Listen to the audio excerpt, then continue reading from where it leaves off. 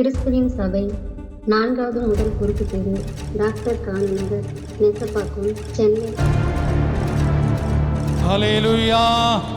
போதகர் Edward J. Praise the Lord. கர்த்தர் நல்லவர். நாமெல்லாம் அப்படியே கண்களை மூடி கர்த்தரை ஸ்தோத்திரிப்போம். இந்த மாதத்துடைய இந்த கடைசி வாரத்தில் கடந்து வந்திருக்கிறோம். அந்த 22ஆம் தேதியும் கூட கர்த்தருடைய கரம் நம்மோடு இருந்து நம்மை நடத்தினது. இன்னும் 6 நாட்கள் தான் உண்டு இந்த மாதத்தை முடிப்பதற்கு. நாட்கள் வெகு வேகமாய் ஓடிக்கொண்டிருக்கிறது. நம்மை தகுதிப்படுத்திக் கொள்வோம், நம்மை பரிசுத்தப்படுத்திக் கொள்வோம். கர்த்தருடைய வருகை வெகு சீக்கிரம். உலகத்தில் நடக்கக்கூடியதான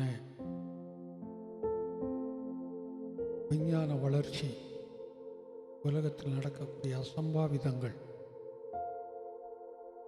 குடும்பங்களில் நடக்கிற அசம்பாவிதங்கள், ஊரில் இருக்கக்கூடியதான அசம்பாவிதங்கள், இப்படி எல்லா காரியங்களையும் நாம் பார்க்கும்போது அவருடைய வருகை சமீபமாக இருக்கிறது என்பதை நாம் நினைக்க வேண்டும். அதுதான் அது அறிவித்து கொண்டிருக்கிறது. ஆனால் அந்த காலை நேரத்தில் ஆவியானவர் நம்மை கொண்டு வந்திருக்கிறபடியினால் எல்லா கரங்களை உயர்த்தி கர்த்தரை ஸ்தோத்திரிப்போம். வர வேண்டிய ஒவ்வொரு கர்த்தருடைய பிள்ளைகளை ஆவியானவர் தாமே கொண்டு வரும்படியாய் ஸ்தோத்திரிப்போம். தொடர்ந்து ஆவியானவர் இந்த ஆராதனையை ஆசீர்வதித்து கொடுக்கும்படி ஏற்பட்ட 2 கர்த்தருடைய பிள்ளைகள் இந்த ஆராதனைக்காய் ஜெபிக்கும்படி அன்போடு கேட்டுக்கொள்கிறேன்.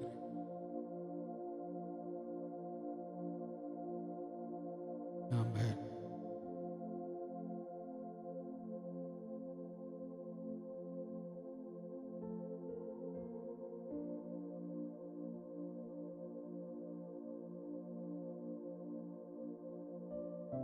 நன்றி.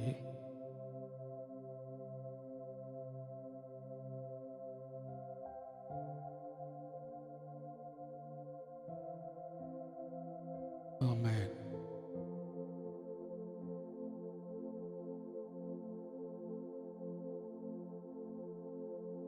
ஆமென்.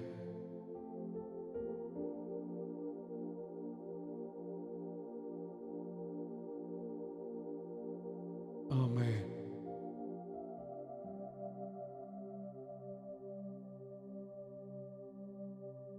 Praise the Lord.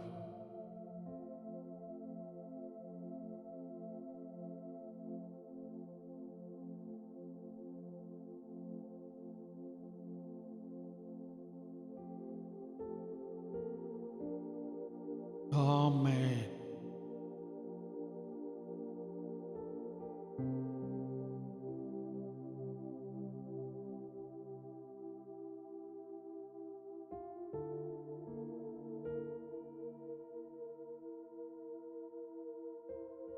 ஜெபிக்கிறோம்.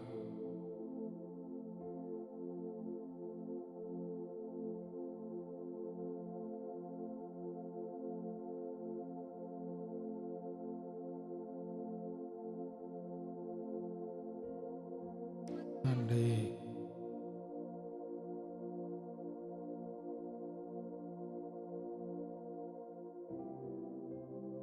ஜெபிக்கிறோம்.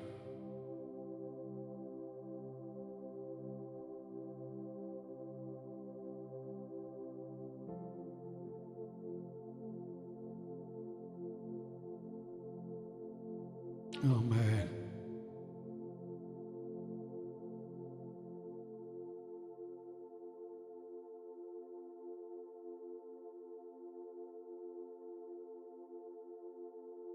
ஜெபிக்கிறோம்.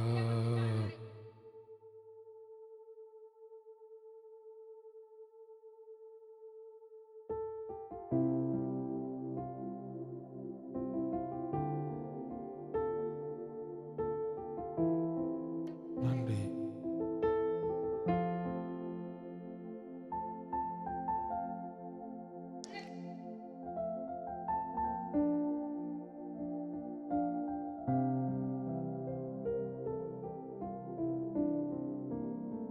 ஆமென்.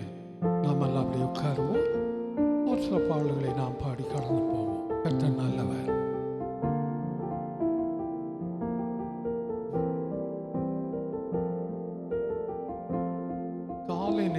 இன்ப ஜெப தியானமே.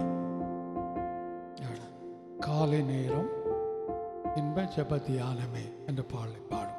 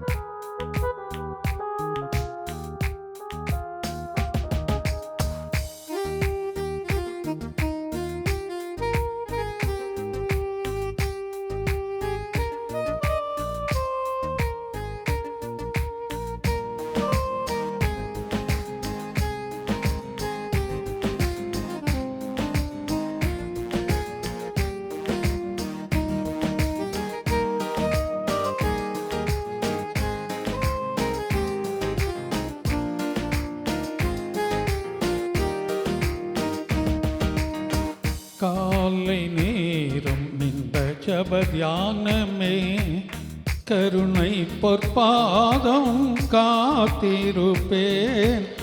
அதிகாலையில் அறிவை உணர்த்தி அன்போடு இயேசு தினம் பேசுவார்.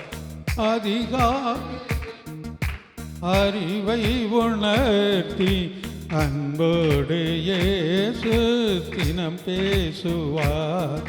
காலை நேரம் இன்ப ஜெப தியானமே. எஜமான் என் இயேசு முகம் தேடுவேன். எனக்கு எஜமானாய் இருக்கக்கூடியதான இயேசுவின் முகத்தை நான் அதிகாலையில் தேடுவேன். ஏன்னா அவருடைய கரம் என்னை நோக்கி இருக்கிறது. அவரை நோக்கி நான் பார்த்தேன். வேலைக்காரனுடைய கண்கள் எஜமானை நோக்கி இருக்கிறார் போல், வேலைக்காரருடைய கண்கள் எஜமாட்டினுடைய கரங்களை நோக்கி இருக்கிறது போல நான் அவரை பார்ப்பேன் என்று சொல்லப்பட்டிருக்கிறது. ஏனென்றால் அவரிடத்திலிருந்து தான் எனக்கு ஒத்தாசை வரும். அந்த ஒத்தாசை வருவதற்காகத்தான், ஒத்தாசை கொடுப்பதற்காகத்தான் அவர் அழைத்தார். அவர் சேவையை செய்ய வேண்டுமா?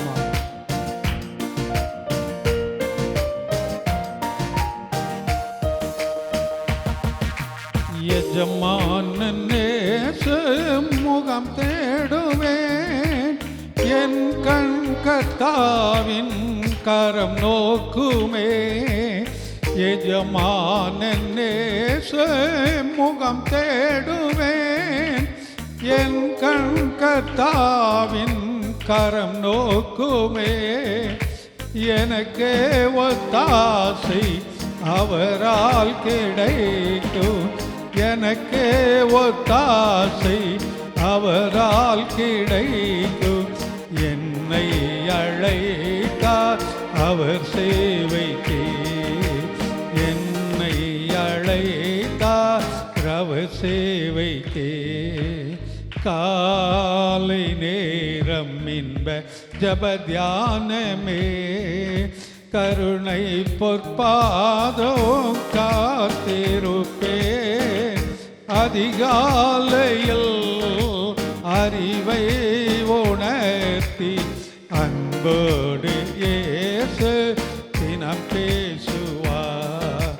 அதிகாலையில் அறிவை உணர்த்தி அன்போடு இயேசு தினம் பேசுவார்.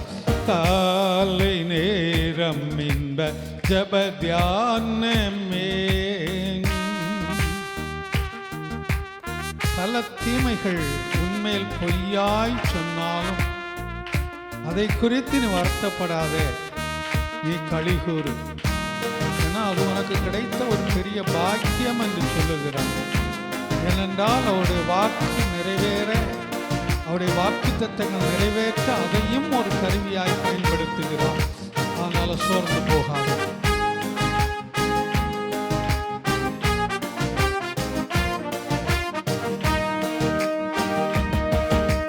பல தீமை நிந்தை மொழிகள் உன்மேல் பொய்யாய் சொன்னாலோ களி கோருவாய்.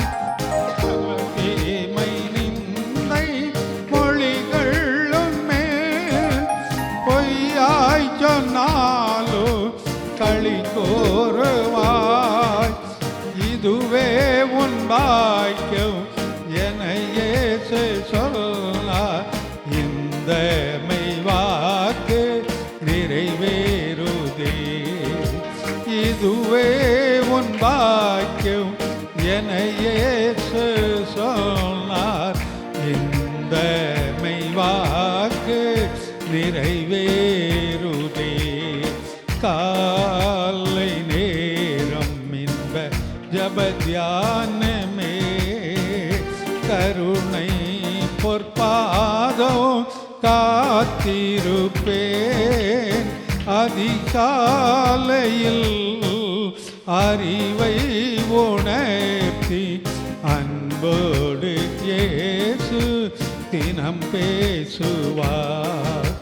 அதிகாலையில் அறிவை உணர்த்தி அன்போடு இயேசு தினம் பேசுவார். காலை நேரம் எந்த ஜபமே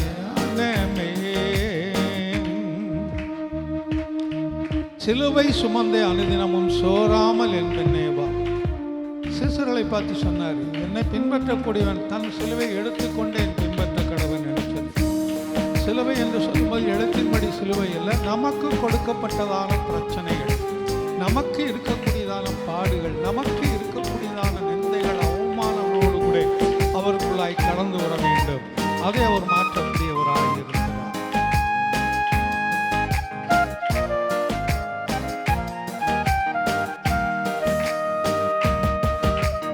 சிலுவை சுமந்தே அனுதினமே சோராமல் என் பின் வா என்றாரே.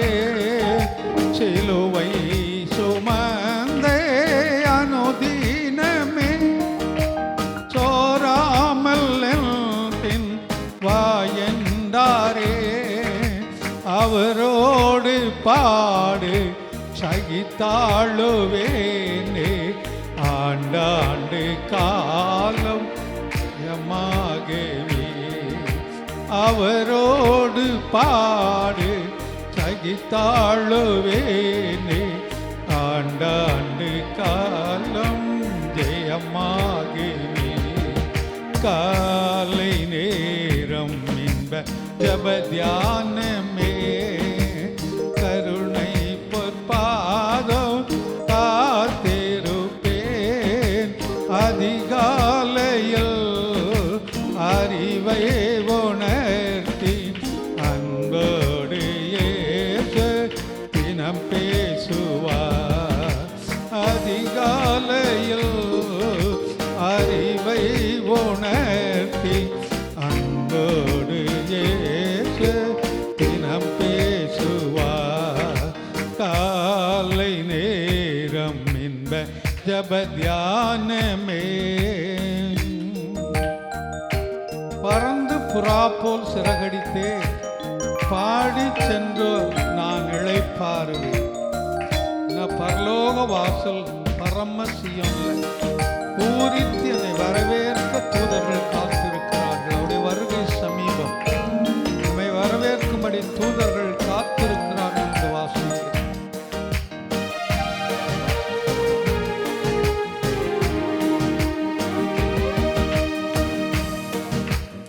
பறந்து புறா போல் சிறகடித்தே பாடி சென்றோர் நான் இளைப்பாறுவேன். பறந்து புறா போல் சிதறடித்தே பாடி சென்றோர் நான் இளைப்பாறுவேன். பரலோக வாசல் பரமசேயோனே பூரித்து என்னை வரவேற்குமே. பரலோக வாசல் பரமசியோனே பூரித்து என்னை வரவேற்குமே.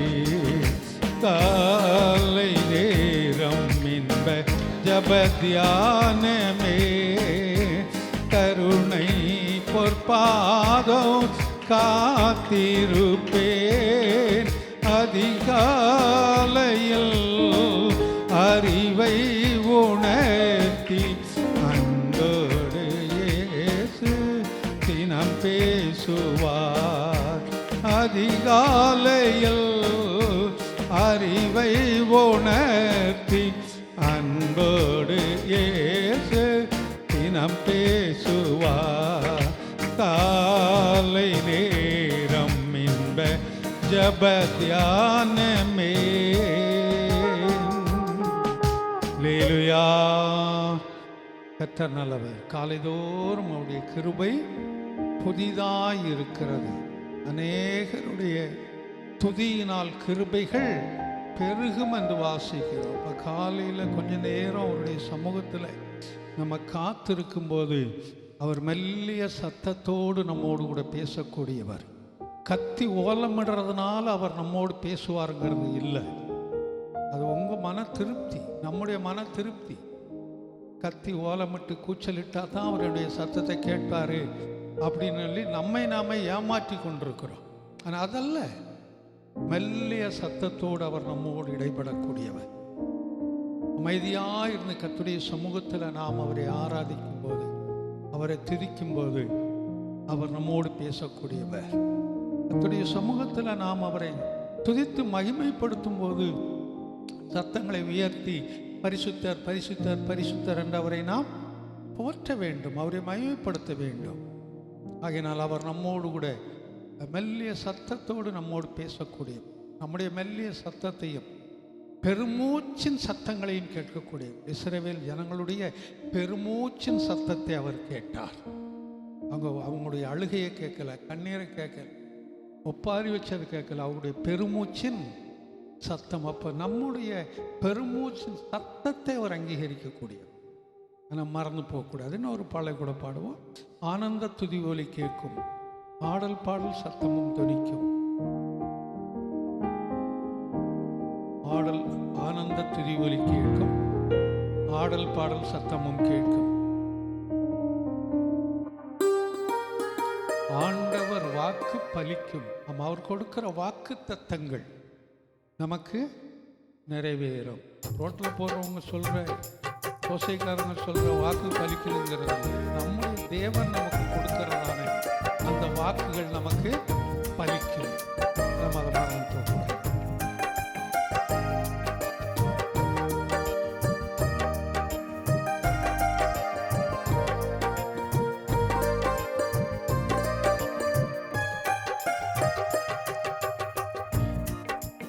ஆனந்த துதி ஒலி கேட்கும், ஆடல் பாடல் சத்தமும் தொனிக்கும்.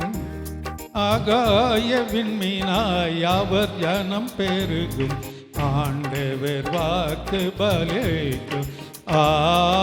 ஆகாய விண்மீனாய் அவர் ஜனம் பெருகும், ஆண்டவர் வாக்கு பலிக்கும். ஆனந்த துதி ஒலி கேட்கும், ஆடல் பாடல் சத்தமும் தொனிக்கும். ஆகாய விண்மீனாய் அவர் ஜனம் பெருகும், ஆண்டவர் வாக்கு பலிக்கும். ஆகாய விண்மீனாய் அவர் ஜனம் பெருகும், ஆண்டவர் வாக்கு பலிக்கும். மகிமைப்படுத்துவேன் என்றாரே, அவரை நோக்கி நாம் ஆனந்த சத்தத்தோடு பாடும்போது, அவரை துதித்து மகிமைப்படுத்தி கடந்து போகும்போது நம்மை மகிமைப்படுத்த அவர் போதுமானவராய் இருக்கிறார். அல்லேலூயா. ஏன்னு சொன்னால் அவர் மகிமையின் தேவன். அவர் மகிமையின் தேவனாய் இருக்கிறதுனால நம்மை மகிமைப்படுத்த அவர் போதுமானவராய் இருக்கிறார். மகிமைப்படுத்துவேன் என்றாரே, மகிபனின் பாசம் பெரிதே. மங்காத புகழுடன் வாழ்வோ, மாட்சிமை பெற்று எந்திடுவோ. குறுகிட மாட்டோம், குந்திட மாட்டோம், கரையில்லா தேவனின் வாக்கு குறுகிட மாட்டோம் குண்டிட மாட்டோம் கரையில்லா தேவனின் வாக்கு ஆனந்த துதி ஒலி கேட்கும் ஆடல் பாடல் சத்தமும் தொனிக்கும் ஆகாய விண்மீனாய் அவர் ஞானம் பெருகும் ஆண்டவர் வாக்கு பலிக்கும் ஆகாய விண்மீனாய் அவர் ஞானம் பெருகும் ஆண்டவர் வாக்கு பலிக்கும் ஆதிநிலை ஏகிடுவேனே ஆசீர் திரும்ப பெறுவேனே ஆதியில் கொண்ட அன்பை விட்டாய் என்று உன் பேரில் எனக்கு குறைவு உண்டு என்று அந்த 7 சபைகளுக்கு சொல்லும்போது வெளிப்படுத்தல ஒரு சபைக்கு சொல்லுகிறார். நாம் ரட்சிக்கப்பட்ட நாட்களில் அவர் நம்மை அழைத்த நாட்களில் இருந்த அந்த விசுவாச வைராக்கியம் அந்த விசுவாச ஓட்டம் இன்றைக்கு இருக்கிறதா என்பதை நாமே என்ன செய்வோம் கேட்டு பார்க்கிறோம். ஆமாம், எவ்வளவு தூரம் அது குறுகி போய் கிடக்கிறது. அப்போ ஆதி நிலை அந்த பழைய ஆதி நிலைக்கு நம்ம ஏறுவோம். நம்முடைய பாழான மண்ணு மேடுகளை எல்லாம் அவர் சீர்படுத்த அவர் போதுமானவராய் இருக்கிறார். ஆதி நிலையே இருவோமே ஆசி திரும்ப பெறுவோமே பாழான மண்மேடுகள் யாவும் பாராளும் வேந்தன் மனையாகும் சீர்வாழ்வு மறையும் சீரலை மலரும் சீயோனின் மகிமை திரும்பும் சிறை வாழ்வு மறையும் சீர்வாழ்வு மலரும் சீயோனின் மகிமை திரும்பும் ஆனந்த துதி ஒலி கேட்கும் ஆடல் பாடல் சத்தமும் தொனிக்கும் ஆகாய விண்மீனாய் அவர் ஜனம் பெருகும் ஆண்டவர் வாக்கு பலிக்கும் ஆகாய விண்மீனாய் அவர் ஜனம் பெருகும் ஆண்டவர் வாக்கு பலிக்கும் ஆனந்த துதி ஒலி கேட்கும்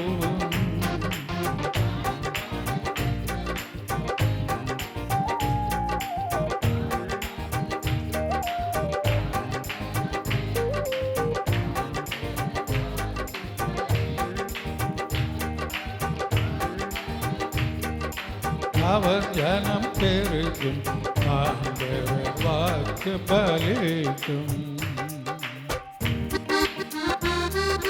யாக்கோபு நடுங்கிடுவானோ யாக்கோபின் தேவன் துணை. யாக்கோபு அவன் நடுங்குவான். யாக்கோபை குறித்து தியானித்து கொண்டு வர போன வாரம் யாக்கோபை குறித்து பார்த்தோம் பாடல்லையே. யாக்கோபு அவருக்கு நடுங்குவானோ ஏன்னா தேவன் அவனுக்கு துணையாக இருக்கிறார். அதே தேவன் தான் நமக்கு துணையாக இருந்து நம்மை நடத்தி கொண்டு வருகிறார். அதை விசுவாசிப்போம்.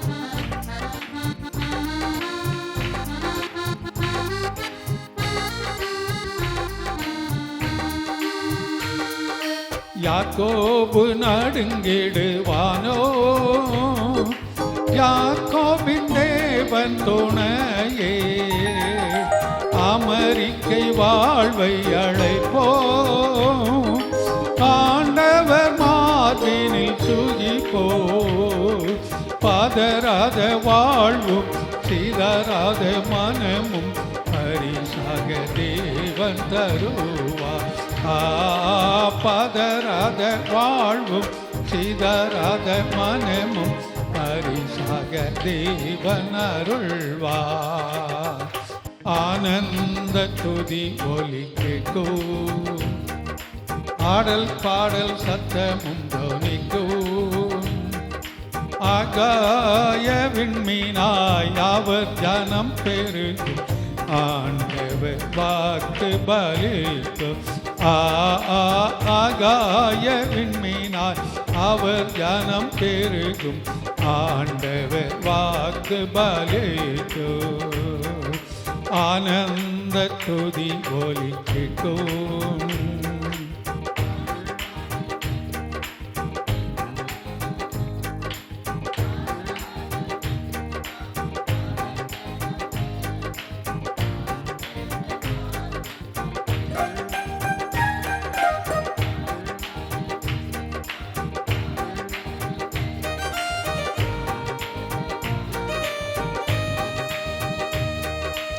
ஆராத காயங்கள் ஆரோ ஆரோக்கியம் வாழ்வில் மூடோ ஆத்திய தேற்றிடும் நாத போற்றிய பாதம் தரிப்போ அநாதி தேவன் அடைக்கலம் பாரில் அநாதையாவதே எல்லை. அநாதி தேவன் அடைக்கலம் பாரில் அநாதையாவதே எல்லை. ஆனந்த துதி ஒலி கேட்கும். ஆடல் பாடல் சத்தமும் தோனிக்கும். ஆகாய விண்மீனாய் அவர் ஜனம் பெருகும். ஆண்டவர் வாக்கு பலிக்கும். ஆகாய விண்மீனாய் அவர் ஜனம் பெருகும். ஆண்டவர் வாக்கு பலிக்கும். ஆனந்த துதி ஒலி கேட்கும்.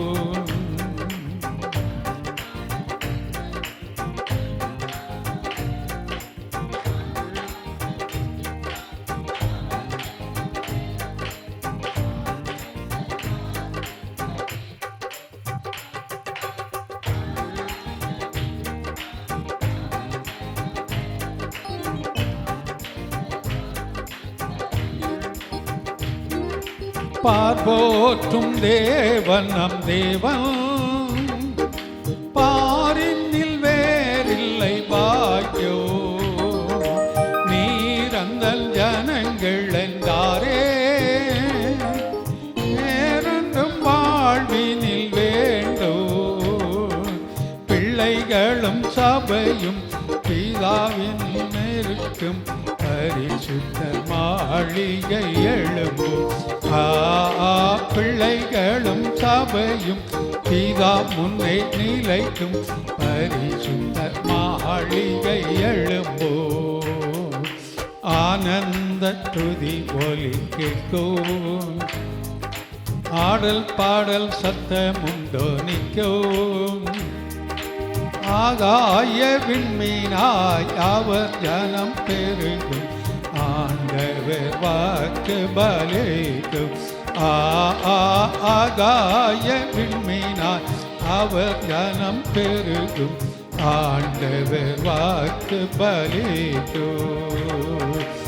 ஆனந்த துதி ஒலி கேட்கும்.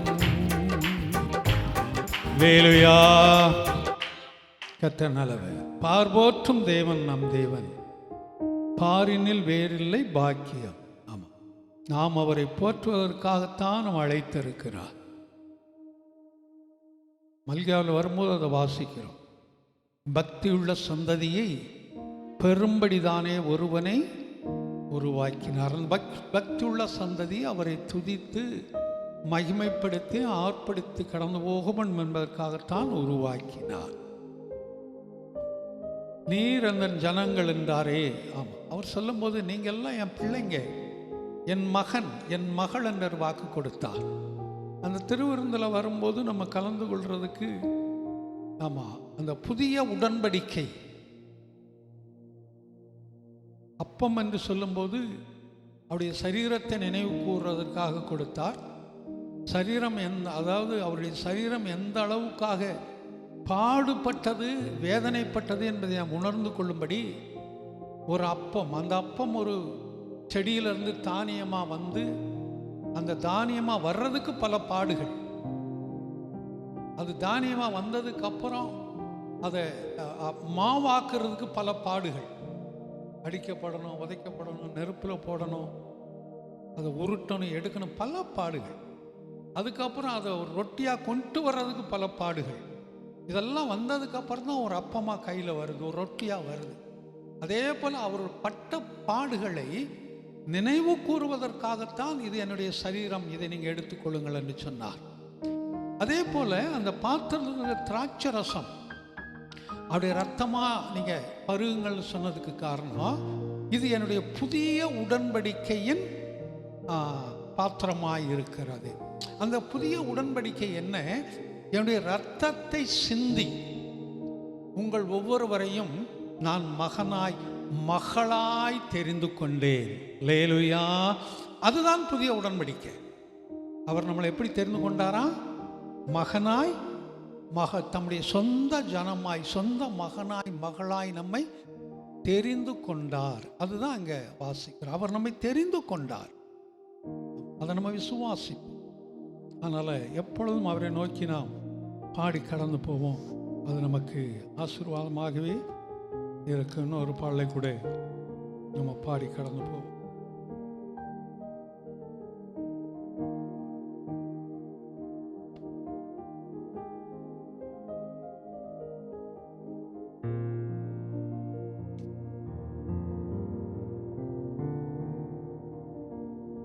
இயேசு பெரியவர், நம்ம இயேசு பெரியவர், என்றென்றும் இயேசு பெரியவர் பாடும்.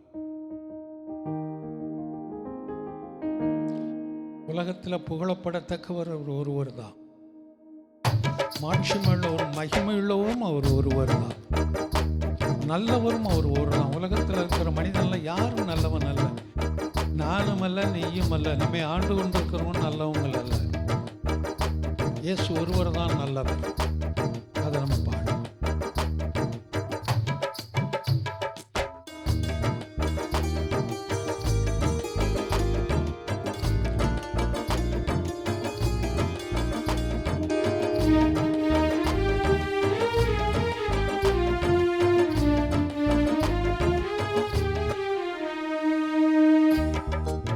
இயேசு பெரியவர், நாம் இயேசு பெரியவர். இயேசு பெரியவர், நாம் இயேசு பெரியவர்.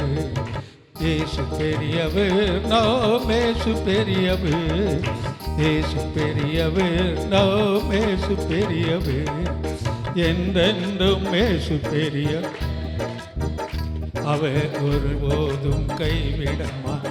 விசுவாசத்தோடு பாடுவார், ஒருபோதும் கைவிட மாட்டார். அவர் பெரியவர், அவர் ஒரு நாள் நம்மை கைவிட மாட்டார். அந்த விசுவாசத்தோடு கூட பாடுவோம். மனுஷனை பார்க்கிலோம் இயேசு பெரியவர், பிரபுக்களை பார்க்கிலோம் இயேசு பெரியவர். மனுஷனை பார்க்கிலோம் இயேசு பெரியவர், பிரபுக்களை பார்க்கிலோம் இயேசு பெரியவர். செல்வங்களை பார்க்கிலும் இயேசு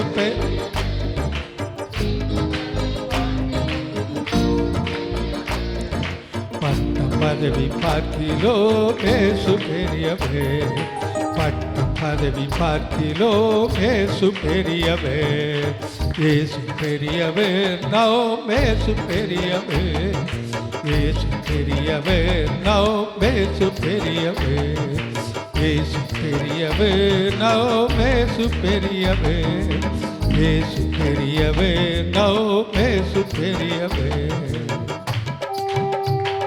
அவர் அதிசயங்கள் செய்திடும் இயேசு பெரியவர். அற்புதங்கள் செய்திடும் இயேசு பெரியவர். நம்பினோரை வாழ வைக்கும் இயேசு பெரியவர். எப்பொழுதெல்லாம் அவரை நம்பி நாம் அவருடைய கரத்தில் நம்முடைய வாழ்க்கையை அர்ப்பணிக்கிறோமோ, வீழ்ச்சிகள் இருக்கலாம், கண்ணீர்கள் இருக்கலாம், அவமானங்களும் நிந்தைகளும் இருக்கலாம், வியாதிகளும் பாடுகளும் இருக்கலாம், நெருக்கங்கள் இருக்கலாம். ஆனால் அவர் நம்மை கைவிடாதவர். அல்லேலூயா. அதன் மத்தியிலே அவர் நம்மை கரம் பிடித்து தூக்கி நிறுத்தக்கூடியவர். அதிசயங்களையும் அற்புதங்களையும் நம்முடைய வாழ்க்கையிலே செய்யக்கூடியவர். நீயும் நானும் இந்த நாள் வரைக்கும் நம்ம ஜீவனோடு இருக்கிறோன்னா அவர் செய்த அற்புதம் நம்ம மறந்துடக்கூடாது. அதிசயங்கள் செய்திடும் இயேசு பெரியவர், அற்புதங்கள் செய்திடும் இயேசு பெரியவர். அதிசயங்கள் செய்திடும் இயேசு பெரியவர், அற்புதங்கள் செய்திடும் இயேசு பெரியவே. நம்பினோரை வாழ வைக்கும் இயேசு பெரியவே. நம்பினோரை வாழ வைக்கும் இயேசு பெரியவே. நம்பிக்கையின் நங்கூரம் இயேசு பெரியவே. நம்பிக்கையின் நங்கூரம் இயேசு பெரியவே. இயேசு பெரியவே, இயேசு பெரியவே, இயேசு பெரியவே. அப்படியே முழங்கால் பண்ணிடுவோம். இல்லை அப்படியே எழுந்து நிற்போம். எல்லாம் இதில் எழுந்து நிற்போம். இயேசு பெரியவே. அப்படியே ஜபத்தோடு பாடி கடந்து போவோம். இயேசு பெரியவே. தாகம் தீர்க்கும் ஜீவநதி இயேசு பெரியவே. ஜீவ அப்பம் நானே என்ற இயேசு பெரியவே. தாகம் தீர்க்கும் ஜீவநதி இயேசு. உடைய வாழ்க்கையில் எந்த தாகத்தோடு இருக்கிறேன்? மான்கள் நீரோடை வாஞ்சித்து கதறுவது போல் என்று சொல்லப்பட்டிருக்கிறது. நீ எந்த தாகத்தோடு கூட இருக்கிற? அந்த தாகத்தை எல்லாம் நிரப்ப அவர் போதுமானவராய் இருக்கிறார். அதை விசுவாசிப்ப நம்ம. ஏன்னா நாம் உத்தமனாய் மாறும்போது நமக்கு துணையாய் நிற்கக்கூடியவர். அவர் ஒரு நாள் நம்மை கைவிடுறதில்லை. அவர் பெரியவர். ஒரு நாள் நம்மை கைவிடுறதில்லை. விசுவாசத்தோடு அதை பாடுவோம். இயேசு பெரியவே, இயேசு பெரியவே, இயேசு பெரியவே, இயேசு பெரியவே, இயேசு பெரியவே. உனக்குள்ளே இருக்கின்ற இயேசு பெரியவே.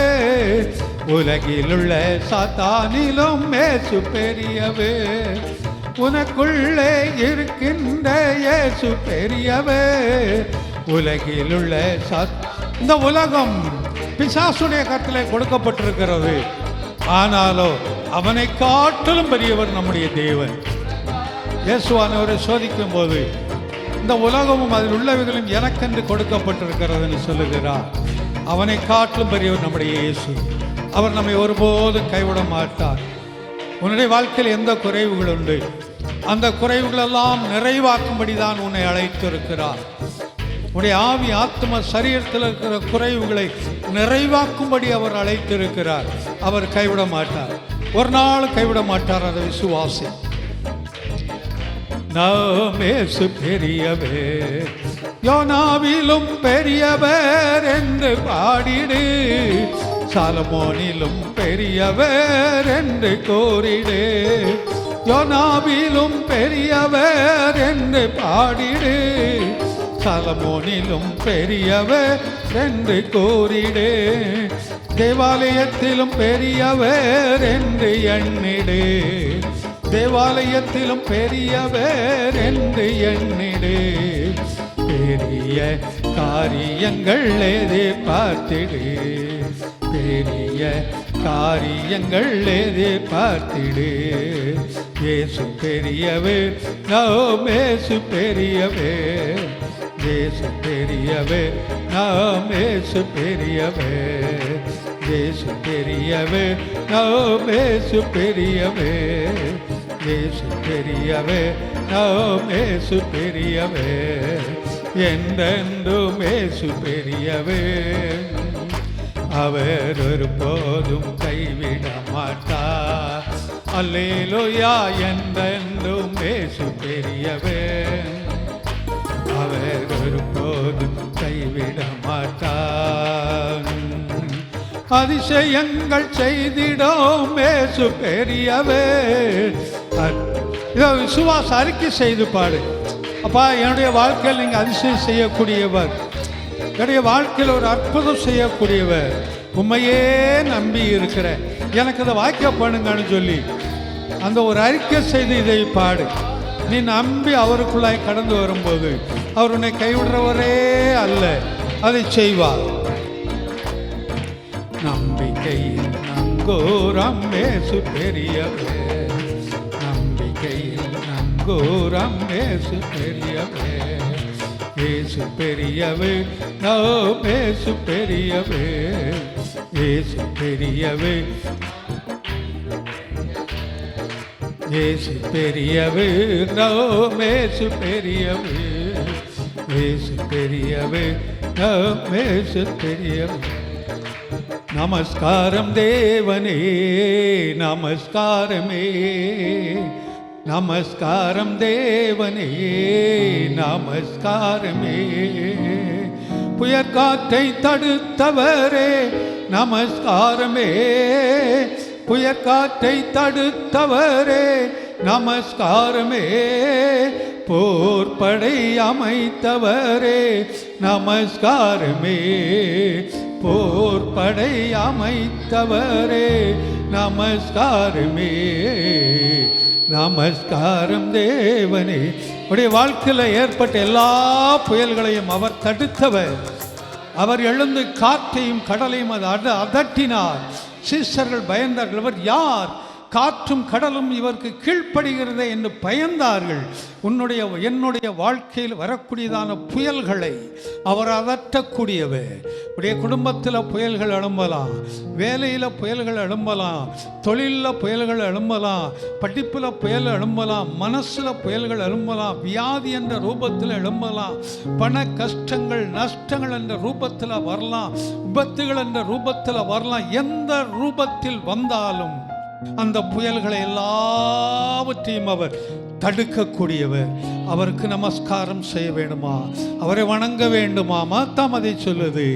வெற்றியை தருபவரே நமஸ்காரமே, வெற்றியை தருபவரே நமஸ்காரமே, பற்றியே எறிபவரே நமஸ்காரமே, பற்றியே எறிபவரே நமஸ்காரமே, நமஸ்காரம் தேவனே, நமஸ்காரமே, நமஸ்காரம் தேவனே, நமஸ்காரமே.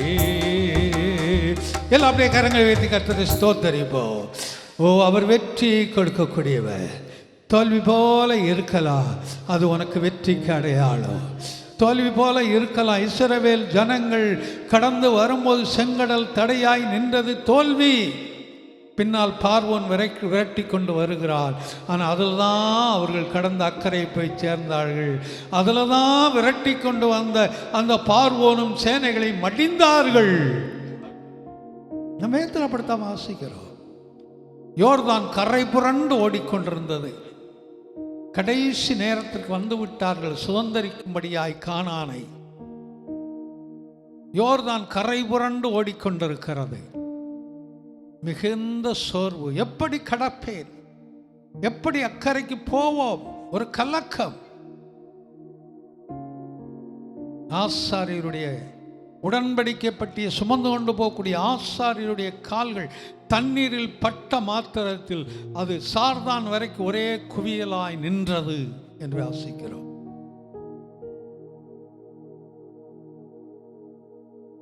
செங்கடலை பிளக்கிறதுக்கு வேறு விதத்தில் அற்புதம் செய்தார். அது நிலையாய் இருக்கக்கூடிய ஒரு தண்ணீர், அதிகமான தண்ணீர். ஆனால் இது ஒரு இடத்தில் நில்லாதபடி ஓடிக்கொண்டே இருக்கக்கூடியது, கரை புரண்டு ஓடுகிறது வெள்ளம். இங்கு அவர் அற்புதம் செய்தது வேறு விதம். ரெண்டும் தடைதான், ஆனால் ரெண்டுல இருந்தும் அவர் வெற்றியை கொடுத்தார். அல்லேலூயா. தண்ணீர் என்று பல காரியங்களுக்கு ஒப்பாய் சொல்லி இருக்குது. அதில் மனிதர்களுக்கு அடையாளமாய் சொல்லி இருக்குது. கொடூரமானவர்களின் சீரல் மதிலை மோதியடிக்கிற பெருவெள்ளத்தை போல் இருக்கையில் நீர் ஏழைக்கு பலனும் நெருக்கப்படுகிற எளியவனுக்கு திடனமாய் இருக்கிறீர் என்று சொல்லி பெருவெள்ளம் என்று மனிதர்களுக்கு ஒப்பாய் சொல்லப்பட்டிருக்கிறது. உடைய வாழ்க்கையில் மனிதர்கள் எந்த விதத்தில் உனக்கு பிரச்சனைகளை கொண்டு வந்தாலும் அந்தந்த வயதிற்கு ஏற்றாற் போல, அந்தந்த சூழ்நிலைக்கு ஏற்றாற் போல பிரச்சனைகள் வரலாம். அது எப்படி வந்தாலும் அவைகளை எல்லாம் வெற்றியாய் மாற்றக்கூடியவர் நம்முடைய தேவன். அதை விசுவாசித்து எல்லா கரங்களையும் தட்டி கர்த்தரை ஸ்தோத்திரிப்போம். தீமைகளை நன்மையாக மாற்றினே, துன்பங்களை இன்பமாக மாற்றினே. தீமைகளை, உனக்கு எதெல்லாம் தீமையா வருதோ அதையே அவர் நன்மையாய் மாற்றக்கூடியவர். அதை விசுவாசிப்போம். நன்றி நன்றி, எல்லா நன்மைக்கு நன்றி. நன்றி நன்றி, எல்லா நன்மைக்கு நன்றி, நடந்ததெல்லாம் நன்மைக்கு நன்மைக்கு. விசுவாசித்து பாடு. உடைய வாழ்க்கையில் நடந்தெல்லாம் நன்மைக்கு என்று எடுத்துக்கொள். விசுவாசத்தோடு கூட பாடு. அதெல்லாம் நன்மைக்கு நன்மைக்கு, மகிழ்வேன் இன்றைக்கே. என் கிருபை உனக்கு போதும் என்றே, பலவீனத்திலே பலன் என்றே. என் கிருபை உனக்கு போதும் என்றே, பலவீனத்திலே பலன் என்றே. நன்றி நன்றி, எல்லாம் நன்மைக்கே நன்றி.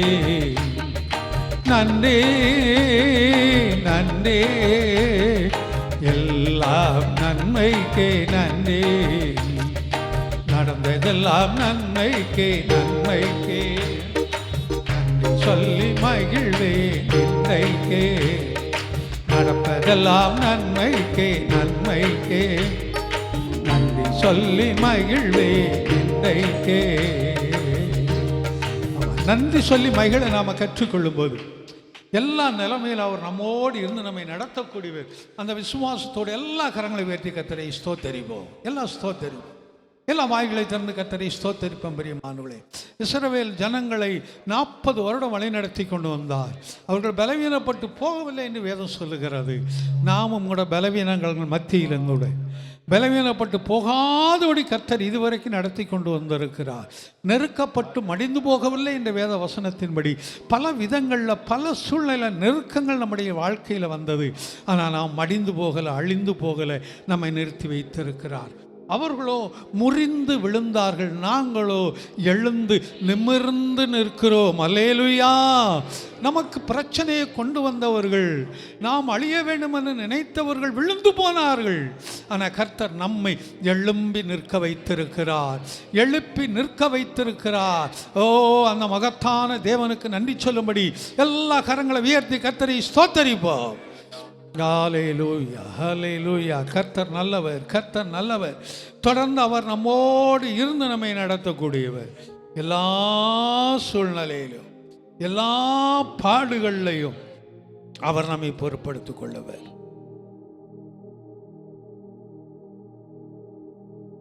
எந்தன் கண் அலையானவரே, என்னை காக்கும் தெய்வம் நீரே. எந்த கண்மலையானவரே, என்னை காக்கும் தெய்வம் நீரே. வல்லமை மாட்சிமை உடையவரே, மகிமைக்கு பாத்திரரே. வல்லமை மாட்சிமை நிறைந்தவரே, மகிமைக்கு பாத்திரரே. ஆராதனை உமக்கே, ஆராதனை உமக்கே, ஆராதனை உமக்கே, ஆராதனை உமக்கே, ஆராதனை உமக்கே, ஆராதனை உமக்கே, ஆராதனை உமக்கே, ஆராதனை உமக்கே. ஆராதனை அவருக்கே. ஆராதனை என்றால் ரோமர் 12:1-2 வாசிக்கிறது போல நம்முடைய ஆவி ஆத்ம சரீரத்தை அவருக்கென்று அர்ப்பணிப்பதுதான் புத்தியுள்ள ஆராதனை என்று சொல்லுகிறது. அந்த ஆராதனைக்குள்ளாய் கர்த்தர் நம்மை நடத்தி கொண்டு இருக்கிறார், இன்னும் நடத்துவார். அந்த விசுவாசத்தோடு கரங்களை உயர்த்தி கர்த்தரை ஸ்தோத்தரிப்போம். நேசத்து நடத்துகிற நல்ல தகப்பனே, ஆண்டவரே, இந்த காலை வேலைக்காக உமக்கு கொடான கொடி ஸ்தோத்தரிக்கிறோம், துதிக்கிறோம் ராஜா. ஆண்டவரே, இந்த மாதத்தில் ஆண்டவரே இந்த 22ஆம் தேதி எங்களை காண கிருபை கொடுத்தீரே, அதுக்காக நன்றி ராஜா. அப்பா, உம்முடைய கிருபையின் கரம் ஆண்டவரே எங்களை வழி நடத்தினதே, அதுக்காக நன்றி ராஜா. உம்முடைய கிருபை ஆண்டவரே இந்த மாதங்கள் ஆண்டவரே எங்களை தேற்றினதே, அதுக்காக நன்றி ராஜா. உம்முடைய கிருபை எங்களை தாங்கி வழி நடத்தினதே, அதுக்காக நன்றி ராஜா. ஆண்டவரே, எங்களை இவ்வளவு நாட்கள் ஆண்டவரே எங்களை கிருபையாலும் ஆண்டவரே உம்முடைய ஆண்டவரே கரங்களில் ஏந்தி ஆண்டவரே எங்களை தப்புவித்து ஆண்டவரை வழிநடத்தி வருகிற தேவனுக்கு உமக்கு நன்றி ராஜா. உடைய கிருபையின் கரம் ஆண்டவரே எங்களோடு கூட இருக்கட்டும் ஆண்டவரே. ஆண்டவரே பாடல்கள் மூலம் இடைப்பட்ட தேவன் ஆண்டவரே, அப்பா எங்களுடைய பலவீன நேரங்களில் ஆண்டவரே உம்முடைய கரம் ஆண்டவரே எங்களை தூக்கி ஆண்டவரே ஏந்தி நடத்தினரே, அதுக்காக நன்றி ராஜா. ஆண்டவரே உம்முடைய கிருபையின் கரம் ஆண்டவரே ஒவ்வொரு விசுவாச பிள்ளைகளோடு ஆண்டவரே இருக்கும்படியாக செபிக்கிறோம் ஆண்டவரே. ஆராதனை ஆண்டவரே தொடக்கம் முதல் ஆண்டவரே முடிவு வரை ஆண்டவரே உம்முடைய கரம் இருக்கட்டும் ஆண்டவரே. ஆண்டவரே சங்கீத பாகத்து உங்க கருத்தில் ஒப்படைக்கிற நன்றி ராஜா. ஆண்டவரே ஒவ்வொரு வாரமும் ஆண்டவரே எங்களுக்கு ஆண்டவரே அந்த சங்கீதத்தை கொண்டு ஆண்டவரே தெளிவாக போதித்து வருகிறீரே, அதுக்காக நன்றி ராஜா. காணிக்கையின் பாகத்து உங்க கருத்தில் ஒப்படைக்கிற நன்றி ராஜா. உற்சாகமாய் கொடுக்கிறவனிடத்தில் தேவன் பிரியமாய் இருக்கிறார் என்ற வேத வசனத்தின்படி ஆண்டவரே நாங்கள் ஆண்டவரே உமக்கென்று ஆண்டவரே உற்சாகமாய் கொடுக்கினர் உதவி செய்யுங்க ஆண்டவரே. ஆண்டவரே செய்தியின் பாகத்தை உம கரத்தில் ஒப்படைக்கிறேன் நன்றி ராஜா. ஆண்டவரே எங்களுடைய வாக்குத்தத்த வசனத்தின்படி ஆண்டவரே எல்லா தீமைக்கும் விலக்கி ஆண்டவரே எங்களை காத்து கொள்கிற தேவனாக இருப்பவரே உமக்கு நன்றி ராஜா. ஏன்னா ஆண்டவரே நீர் உண்மை உள்ள தேவன் ஆண்டவரே, கர்த்தர் உண்மை உள்ளவர் ஆண்டவரே. நாங்கள் வேதத்தில் வாசிக்கிறோம் ஆண்டவரே. நீர் ஆண்டவரே எங்களுக்கு கொடுத்த வாக்குத்தத்த வசனங்கள் ஆண்டவரே ஆம் என்றும் மாமேன் என்றும் ஆண்டவரே எங்களுக்கு கிரியை செய்ய நீர் உதவி செய்யும்படியாக ஜெபிக்கிறோம் ஆண்டவரே. உடைய கிருபையின் கரம் இருக்கட்டும். வந்திருக்கிற ஒவ்வொரு விசுவாச பிள்ளைகளையும் உங்க கரத்தில் ஒப்படைக்கிறேன் நன்றி ராஜா. ஆண்டவரே அவர்கள் எந்த நோக்கத்திற்காக ஆண்டவரே உம்முடைய ஆலயத்தில் வந்து ஆண்டவரே ஜெபிக்கிறார்களோ ஆண்டவரே அந்த நோக்கத்தை எல்லாம் ஆண்டவரே நிறைவேற்ற நீர் உதவி செய்யுங்க ஆண்டவரே. உடைய கிருபையின் கரம் இருக்கட்டும். பலப்படுத்துங்க, ஆசீர்வதிங்க. மெய்ப்பிரேசம்ல ஜெபிக்கிறோம் ஜீவனோட நல்ல பிதாவே, ஆமென். கர்த்தர் நல்லவர். அப்படியே வேத புஸ்தகத்தை எடுத்துக்கொள்வோம். 89வது சங்கீதத்தை திருப்புவோம். 1லிருந்து 13 முடிய வாசம். 89வது சங்கீதம் 1லிருந்து 13 முடிய. கர்த்தருக்கு ஸ்தோத்திரம். கர்த்தரின் கிருபைகளை என்றென்றைக்கும் பாடுவேன், உமது உண்மையை தலைமுறை தலைமுறையாக என் வாயினால் அறிவிப்பேன்.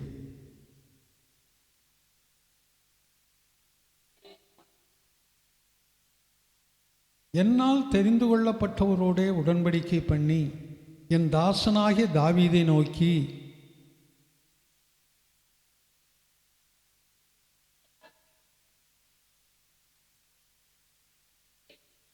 கர்த்தாவே வானங்கள் உம்முடைய அதிசயங்களை துதிக்கும், பரிசுத்தவான்களின் சபையிலே உம்முடைய உண்மை விளங்கும்.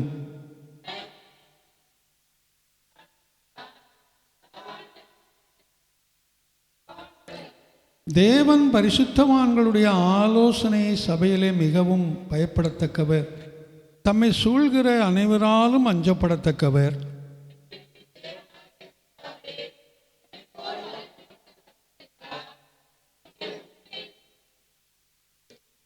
தேவரீர் சமுத்திரத்தின் பெருமையை ஆளுகிறவர், அதன் அலைகள் எழும்பும்போது அவைகளை அடங்க பண்ணுகிறீர்.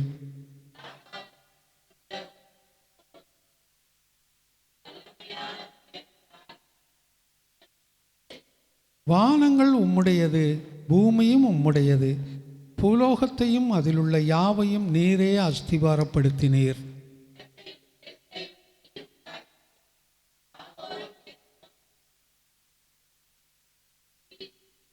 சேர்ந்து வாசிப்போம். உமக்கு வல்லமையுள்ள புயம் இருக்கிறது, உம்முடைய கரம் பராக்கிரமம் உள்ளது, உம்முடைய வலது கரம் உன்னதமானது. ஆமேன். அப்படியே உட்காரும். கர்த்தர் நல்லவர். இது ரட்சிப்பின் ஜெபம் என்ற தலைப்பில் சொல்லப்பட்டதான சங்கீதம். ரட்சிப்பின் ஜெபம், இல்லாவிட்டால் ரட்சிக்கப்படக்கூடியதான ஒரு ஜெபம். அதோடு மாத்திரமல்ல, இது ஒரு இயேசுடைய பிறப்பை குறித்த தீர்க்க தரிசன சங்கீதமாய் கூட இது இருக்கிறது. முதலாவது இது அந்த இயேசுடைய பிறப்பை குறித்த தீர்க்க தரிசன சங்கீதம் என்பதற்கு 3வது வசனத்தையும் 4வது வசனத்தையும் வாசிங்க. ஆமாம். என்னால் தெரிந்து கொள்ளப்பட்டவன், என்னால் தெரிந்து கொள்ளப்பட்டவன் நோடே, தெரிந்து கொள்ளப்பட்டவர்களோடே என்றுங்க பன்மையில் சொல்லலை, ஒருமையில் சொல்லியிருக்கு. அப்படின்னா ஒருவனை குறித்து தான் அந்த இடத்துல சொல்லியிருக்குது. என்னால் தெரிந்து கொள்ளப்பட்டவன், எல்லாரையும் தெரிந்து கொண்ட, அது வேறு. நீங்கள் அந்த ரோமர் 8ஆம் அதிகாரத்தில் வாசித்து பாருங்கள், அதை குறித்து வாசிக்கிறோம். ஆமாம், அழைத்தவர்கள் அநேகர், தெரிந்து கொள்ளப்பட்டவர் சிலர், இதெல்லாம் நம்ம அந்த இதில் வாசித்து கொண்டே வரோம். அப்போது அவர் அநேகரை தெரிந்து கொள்கிறாரு. எத்தனை கோத்திரம் வேதத்தில் வரும்போது 12 கோத்திரம் இல்லையா? இந்த 12 கோத்திரத்தில் ஊழியத்துக்கு எந்த கோத்திரத்தில் இருந்து எந்த கோத்திரத்தை தெரிந்து கொண்டாரு? லேவி கோத்திரம். இந்த லேவி கோத்திரத்திலையும் யாரை தெரிந்து கொண்டாரு? ஆரோன் குடும்பத்தை மட்டும்தான் தெரிந்து கொண்டார்.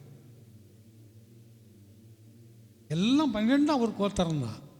லேவி கோத்திரத்தை ஊழியத்துக்குன்னு பிரிச்செடுத்தாரு. அதில் அந்த பிரதான தலைமை ஆசாரியனாக இருக்கிறதுக்கு ஆரோனை தெரிந்து கொண்டார். ஆரோனை தெரிந்து கொண்டது மாத்திரமல்ல, மற்றவங்கள்லாம் அதில் லேவியில் இருந்தவங்க பணியாளர்களாக இருந்தார்கள். பணியாளர்னா அங்கே சாதாரண வேலை செய்கிறவங்க இல்லை. என்னன்னு சொன்னால், அந்த ஆசரிப்பு கூடாரத்தை சுமக்கிற வேலை, அந்த சபையில் இருக்கக்கூடியதான அன்னைக்கு இருக்கிற ஆலயம்னு வைங்களேன், ஆலயத்தில் இருக்கக்கூடிய பொருள்களை துடைக்கிறது, ஆலயத்தை பெருக்கிறது, அதை கழுவுறது, அந்த பொருள்களை எடுத்து கொண்டு போய் இன்னொரு இடத்துக்கு வைக்கிறது. அங்கே இருக்கிற கரண்டிகள் இருந்துச்சு, கத்திகள் இருந்துச்சு, அங்கே இருந்த சாமினாபுரம் முட்டுகள் இருந்தது, இதெல்லாம் தூக்கி சுமக்கிறது. இப்படிப்பட்ட வேலைகளெல்லாம் யாருடைய கருத்தில் கொடுக்கப்பட்டிருந்தது? லேவியினுடைய மற்றவர்கள். அந்த பாக்கியம் வேறு யாருக்கும் இல்லைங்க. 12 கோத்திரத்தை சேர்ந்த வேறு யாருக்கும் கிடையாது. அந்த லேவி கோத்திரத்துக்கு மாத்திரமாக அது இருந்தது. அப்போது அந்த வேலைகள் செய்வதற்கென்று பிரித்தெடுத்தார் அவர்களை. அவருடைய ஜனம்தான், தெரிந்து கொள்ளப்பட்டவர் தான். அதில் அந்த குடும்பத்தையும் அந்த கோத்திரத்தின் தனியாய் பிரித்து எடுத்தார் அப்படின்னு வாசிக்கிறோம். அப்போ இங்கே வரும்போது அதான் வாசிக்கிறோம், என்னால் தெரிந்து கொள்ளப்பட்டவனோட உடன்படிக்கை பண்ணி என் தாசனாகிய. அப்போ யாரை தெரிந்து கொண்டார்? யாரோடு உடன்படிக்கை பண்ணினார்? தாவீதோடு. தாவீது எந்த கோத்திரத்தை சேர்ந்தவன்?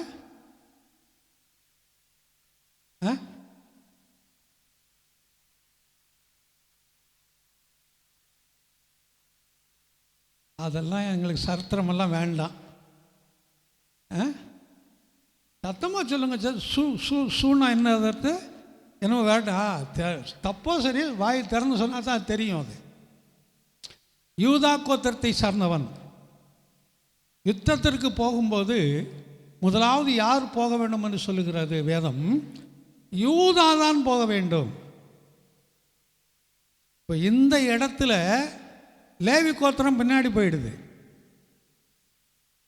அவங்க பனிமுட்டுகளை தூக்கி கொண்டு வரக்கூடியவர்கள், உடன்படிக்கை பற்றியை தூக்கி கொண்டு வரக்கூடியவர்கள். ஆனால் யூதா கோத்திரம் தான் முன்னாடி போகுது. யூதா என்றால் துதி என்ற அர்த்தம். அவர்கள் துதித்து கொண்டே முன்னால் கடந்து போகிறார்கள். அவர்கள் வெற்றியை சுதந்தரித்து கொள்ளுகிறார்கள். கர்த்தர் யாருக்கு எந்த பொறுப்பை, யாருக்கு எந்த பதவியை கொடுக்கணுமோ அப்படி தான் வேதத்திலையும் கொடுத்துருக்கிறாரு. அப்போ தாவீதோடு அவர் உடன்படிக்கை பண்ணுறாரு. தாவீதை அவர் தெரிந்து கொண்டார். அதனால்தான் அவன் என்னுடைய இருதயத்திற்கு ஏற்ற மகன் அப்படின்னு சொல்லி அங்கே சொல்லியிருக்கு. ஆமாம், டேவிட். இந்த நெய்வேலியில் அண்ணன் தம்பி 2 பேர் இருந்தாங்க. ஒரு பையனுக்கு தாவீது, ஒரு பையனுக்கு டேவிட். 2 பேர் அண்ணன் தம்பி. அவங்க அப்பா பேர் ஆதாம், அவங்க அம்மா பேர் ஏவாள் இல்லை, அது என்னவோ தெரியல. எல்லா நாளும் அவ்வளோதான். ஒன்று நம்முடைய ஆறுதலின் பாடல், இல்லை என்றால் அவருடைய வருகை. அதுவரைக்கும், அதான் என்றென்றைக்கும்.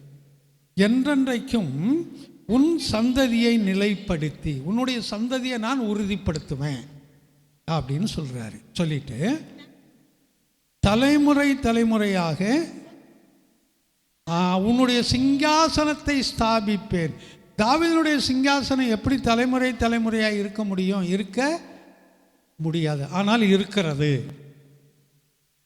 எப்படி இருக்கிறது?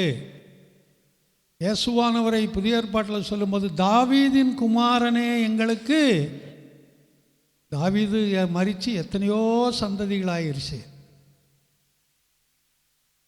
ஆனால் இங்கே வரும்போது என்ன சொல்கிறாங்க? தாவீதின் குமாரனே. சாலமோன் குமாரன் சொல்ல, ஆபிரகாமும் குமாரன் சொல்லலை, முற்பிதாக்கள் ஈசாக்கின் குமாரன் அல்ல, யாக்கோபின் குமாரன் அல்ல, தாவீதின் குமாரன் தான் சொல்லி.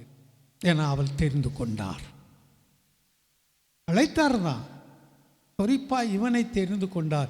இவனுடைய சந்ததியை இதுவரைக்கும் அந்த நிலைக்கும்படியாய் செய்திருக்கிறார். இயேசுவனுடைய பிறப்பை குறித்து முன்னறிவித்ததான ஒரு சங்கீதம் என்பதை என்ன செய்யக்கூடாது? மறந்து போகக்கூடாது. அவர் பிறக்கிறதுக்கு முன்னாடி பல 100 வருஷங்களுக்கு முன்னாடியே ஆமாம், அந்த சந்ததி, தாவீதுடைய சந்ததி நிலைப்படும், உறுதிப்படும் என்று சொல்லி இயேசுவானுடைய பிறப்பை குறித்து இங்கே சொல்லியிருக்குது. இதுக்கப்புறம் இயேசுவானவர் தேவனுடைய படைப்பு என்னங்கிறதெல்லாம் தொடர்ந்து அப்படியே பார்த்து கொண்டு வரும். நீங்கள் வேணால் அதை வீட்டில் வாசிக்கங்க. அவர் தான் எல்லாவற்றையும் படைத்தார் அப்படின்னு சொல்லி.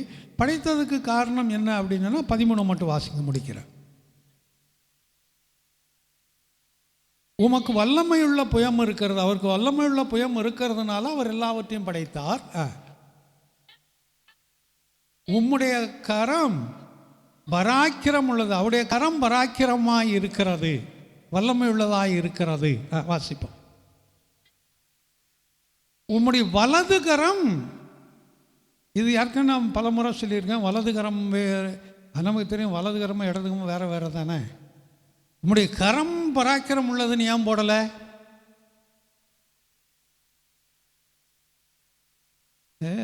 இமான் சின்ன வயசில் ஸ்கூலுக்கு போகும்போது சைக்கிள் ஓட்டும்போது பிரேக் கற்றுக் கொடுக்கறதுக்கு அவனுக்கு 2 கையும் எப்படிங்கிறத கற்றுக் கொடுத்தேன். ஞாபகம் இருக்கான் என்னென்னு தெரியல.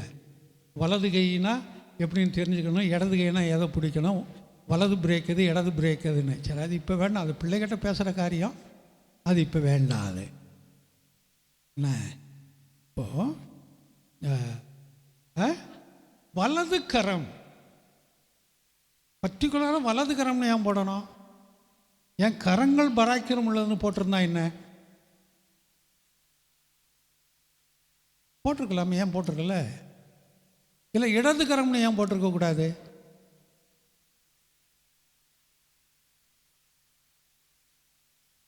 வலது கரம் என்ன செய்யுது, இடது கரம் என்ன செய்யுது?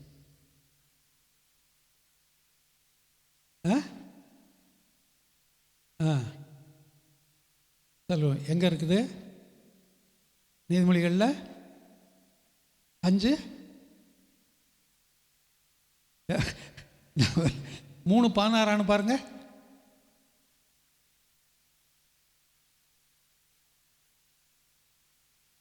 அதன் வலது கையில் தீர்க்காயுசும் இடது கை செல்வமும் இருக்கிறது. வசனங்களை சொல்கிறீங்க, அதனுடைய அந்த ரெஃபரன்ஸ்களை கொஞ்சம் ஞாபகத்தில் வச்சுக்கிறோம். நான் அடிக்கடி சொல்கிற சில முக்கியமான வசனங்களெல்லாம் நம்ம என்ன செய்யணும், மெமரி வச்சுக்கிறணும். அதனால தான் அங்கே வரும்போது என்ன சொல்லியிருக்குது, வலது கரத்தில் தீர்க்க ஆயுசு. அந்த தீர்க்க ஆயுசு நமக்கு அவர் பாதுகாப்பாய் நிற்கக்கூடியது, நெருக்கப்பட்டு மடிந்து போகாதபடி நமக்கு பாதுகாப்பை கொடுக்கக்கூடியது. அதுதான் தீர்க்க ஆயுசு. இடது கையில் செல்வம். உலகத்தில் வாழ்கிறதுக்கு நமக்கு செல்வம் தேவை, அந்த செல்வத்தை கொடுக்கக்கூடியதாக இருக்கிறது. அதனால இடத்துக்கு தகுந்த மாதிரி அவர் என்ன செய்கிறார், அவைகளை. அதனால தான் 13வது வசனத்தில் வரும்போது என்ன வாசிக்கிறோம் சங்கீதத்தில், உமது வலது கரம் உன்னதமானது. அல்லேலூயா. ஏன்னா செல்வத்தை காட்டிலும் பாதுகாப்பும் பலனும் முக்கியம் நமக்கு. செல்வத்தை காட்டிலும் பாதுகாப்பும் பலனும் முக்கியம். அதனால தான் அதங்க சொல்கிறாரு, பராக்கிரம் உள்ளது. தொடர்ந்து அவர் வாஸ்து முடிச்சிருங்க அந்த வசனத்தை. உம்முடைய வலது கரம் உன்னதமான, அது பராக்கிரம் செய்யக்கூடியது.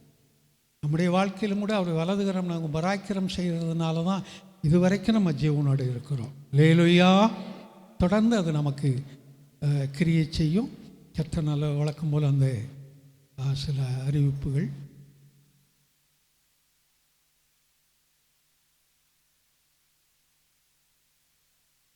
வழக்கம் போல் புதன்கிழமையும் வெள்ளிக்கிழமை இங்கே சபையில் ஜெபம் இருக்கும். வரக்கூடியவர்கள் அதில் வந்து கலந்து கொள்ளும்படி அன்போடு கூட கேட்டுக்கொள்ளுகிறேன். 28ஆம் தேதி, அதாவது சனிக்கிழமை வருது, 9 மணிக்கு இரவு விழிப்பு ஜெபம் இருக்கும். 9 மணிக்கு மறந்துடாதீங்க. 9 மணிக்கு இரவு விழிப்பு ஜெபம் இருக்கும். அது வர்றவங்கள பொறுத்து, அந்த சூழ்நிலைக்கு பொறுத்து அது முடியும். அதனால் அதில் வந்து கலந்து கொள்ளும்படி அன்போடு கூட கேட்டுக்கொள்ளுகிறேன். 26ஆம் தேதி எமிமாவுடைய மூத்த மகன் தர்ஷன் வெஸ்லி, அந்த மாதிரி பிறந்த நாளாக இருக்கிறது. அந்த மகனுக்காய் ஜெபித்து கொள்ளுங்கள். உடப்பாக்கத்தில் எமிமாவுடைய மூத்த மகன் அந்த வெஸ்லி நல்லா படிக்கக்கூடிய பையன். அந்த மகனுக்காய் ஜெபித்து கொள்ளுங்கள். 1ஆம் தேதி நம்முடைய சௌரி சோபனாவுடைய கணவர் ஸ்ரீதருக்காக ஜெபித்து கொள்ளுங்கள். ஸ்ரீதர் பால், ஞானஸ்தானத்தில் பால்னு தான் ஞானஸ்தானம் கொடுத்தோம். தம்பி சுரேஷுக்கு டேவிட்னு வச்சோம். டேவிட் தானப்பா? ஆமாம். அதனால் அந்த பாலுக்காக ஸ்ரீதருக்காக ஜெபித்து கொள்ளுங்கள். அந்த மகனுடைய பிறந்த நாளாக இருக்கிறது. அந்த வாகனங்களை ஓட்டும்போது கர்த்தர் நல்ல பாதுகாப்பை கொடுக்க வேண்டும். அதற்காக ஜெபித்து கொள்ளுங்கள். அந்த ட்ராவல்ஸு, அதோடு அவர்களுக்கு ஒரு அந்த வருடத்தில் ஒரு சொந்த வாகனத்தை கர்த்தருக்கு கட்டளையிடும்படி ஜெபித்து கொள்ளுங்கள். தொடர்ந்து இன்றைக்கு மாலையில் நம்ம ஏற்கனவே பார்த்ததில் 6 மணிக்கு அந்த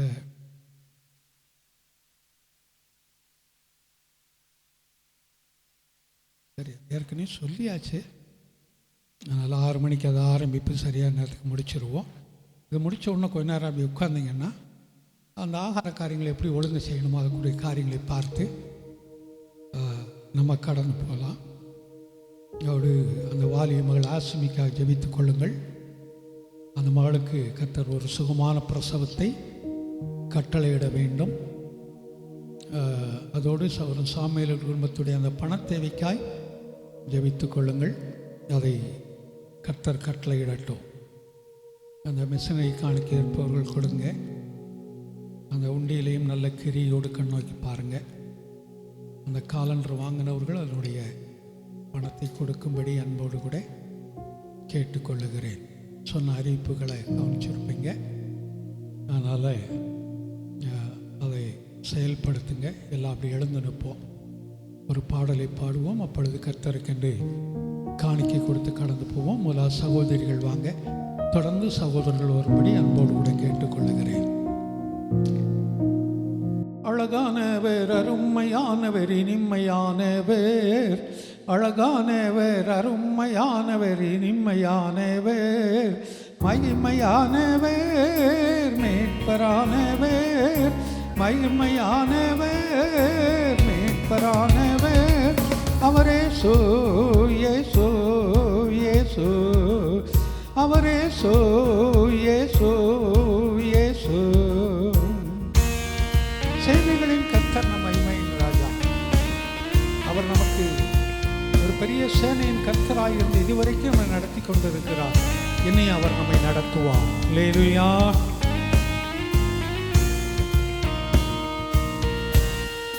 சேனைகளின் கர்த்தர் நம் மகிமையின் ராஜா, என்றும் நம்மோடு இருக்கும் இம்மானுவேலே.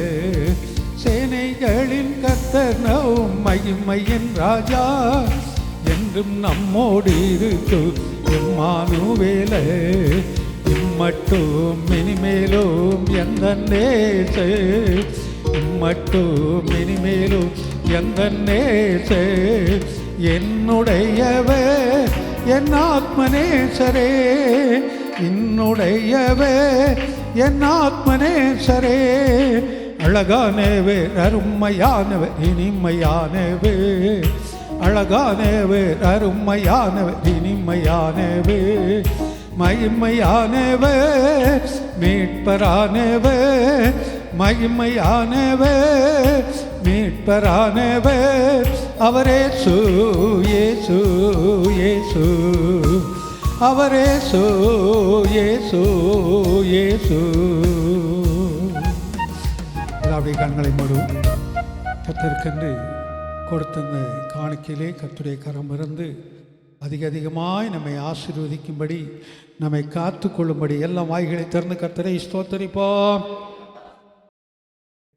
கர்த்தர் நல்லவர். தொடர்ந்து நம்முடைய வாக்குத்தத்த வசனத்தை திருப்பிக் கொள்ளலாம். இந்த நாளிலும் வந்து கலந்து கொண்ட உங்கள் ஒவ்வொருவரையும் உயிர்த்தெழுந்த இயேசுவின் நாமத்தினாலே வாழ்த்தி ஆசீர்வதிக்கிறேன். கர்த்தர் உங்கள் ஒவ்வொருவரையும் ஆசீர்வதிப்பாராக. புது பலனை கட்டளையிடட்டும். அதோடு இந்த நேரலையிலே பார்க்க போகிற உங்களையும் கூட கர்த்தர் அதிகமாய் ஆசீர்வதித்து காத்துக்கொள்வாராக. நம்முடைய வருஷத்துடைய அந்த வாக்குத்தத்த வசனத்தை வாசிங்க. கர்த்தரோ உண்மையுள்ளவர், அவர் உங்களை ஸ்திரப்படுத்தி தீமையினின்று விலக்கி காத்து கொள்வார். அவர் நம்மை காத்து கொள்ளக்கூடியவர். ஆமாம், தீமை எந்த விதத்தில் வரும், எந்த சூழ்நிலையில் வரும் என்று நமக்கு எந்த சூழ்நிலையிலும் வரலாம், எப்படி வேணாலும் வரலாம், எந்த நிலைமையிலும் வரலாம். ஆனால் நம்மை அவர் என்ன செய்யக்கூடியவர்? காத்து கொள்ளக்கூடியவர். அல்லேலூயா.